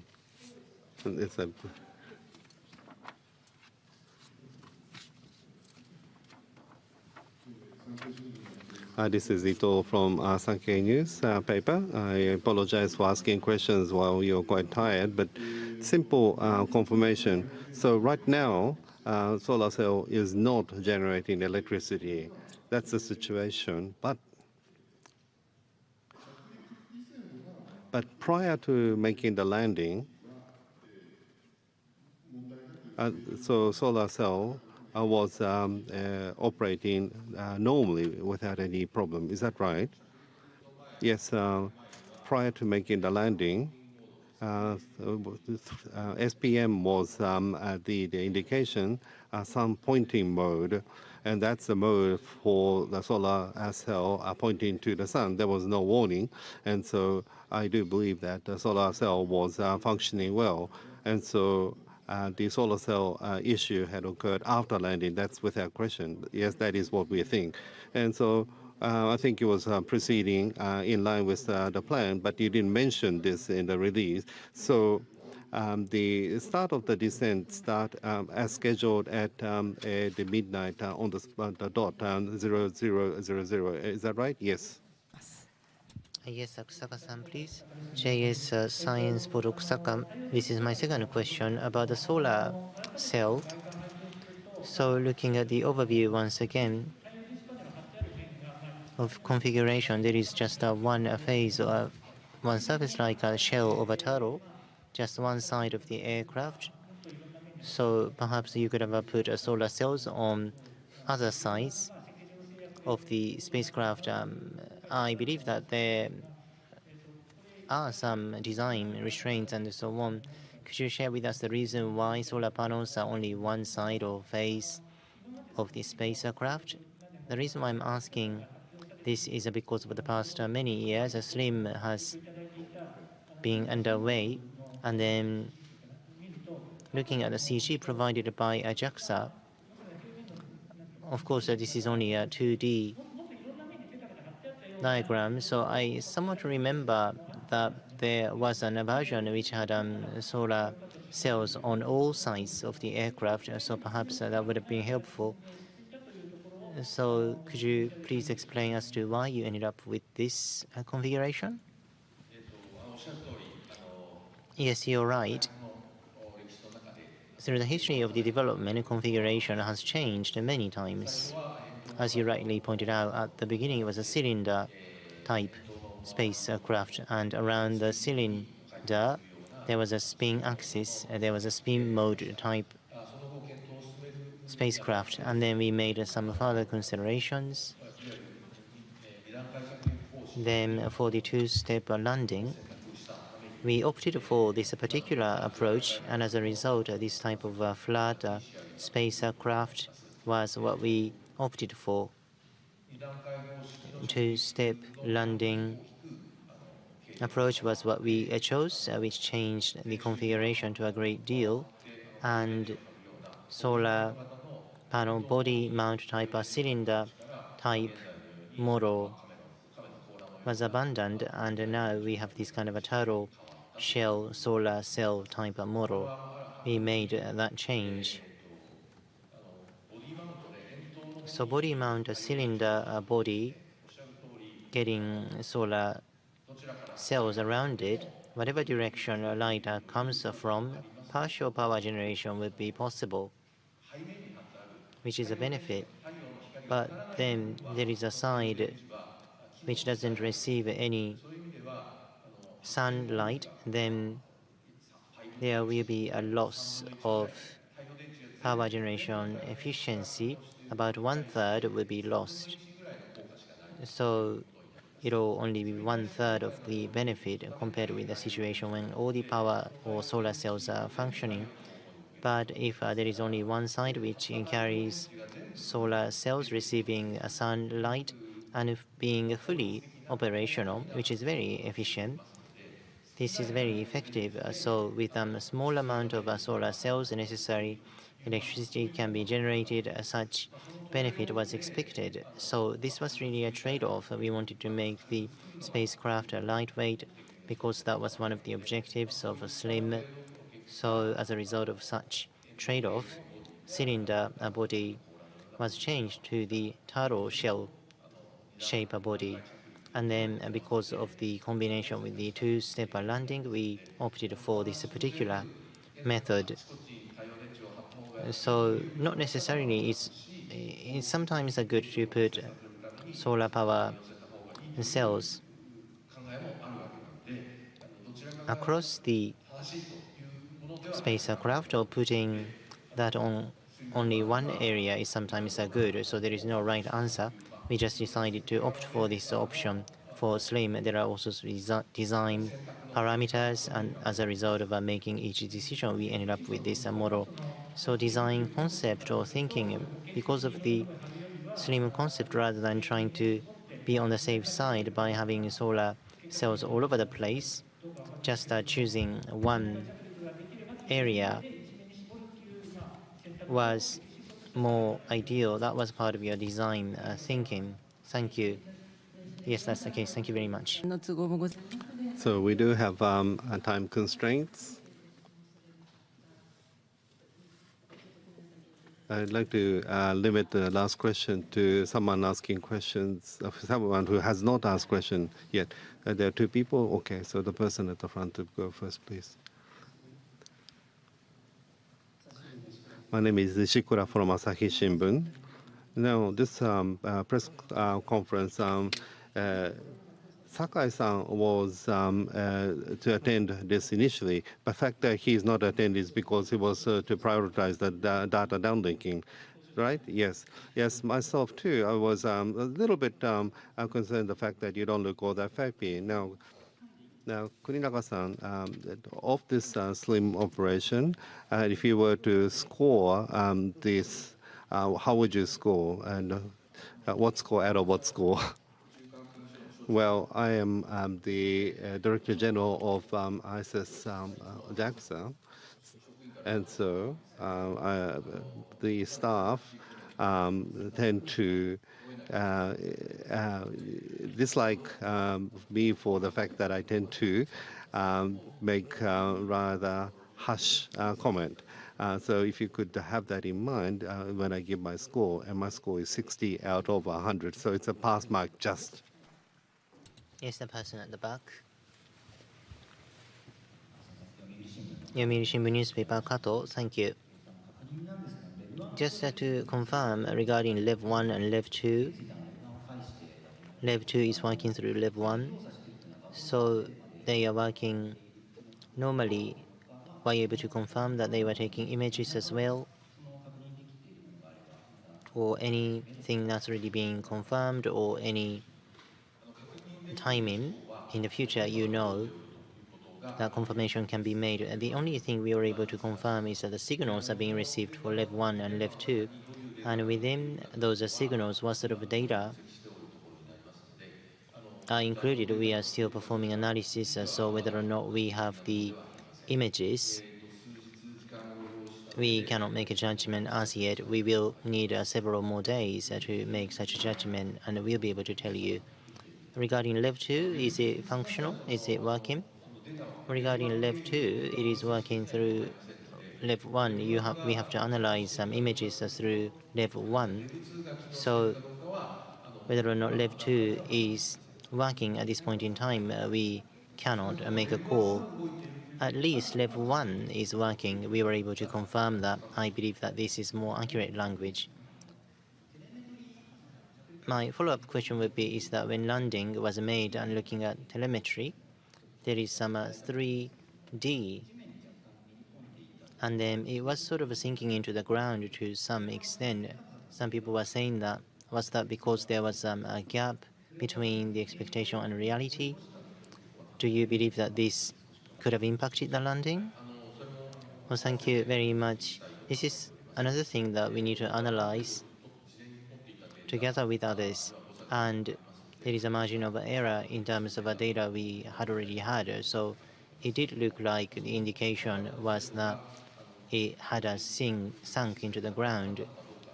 But if it was fully indicated in the system or not, this is something we have to look into. Thank you. Thank you very much. And so we have the times constraints. And so with this, I would like to conclude the press conference. Thank you, everyone, for participating. And also those people participating through WebEx, thank you very much for your many questions. And also for those people viewing the press conference through the YouTube JAXA channel, thank you very much for watching, despite having to wait for quite a long time. So now in conclusion, we'd like to declare the press conference concluded. Thank you very much.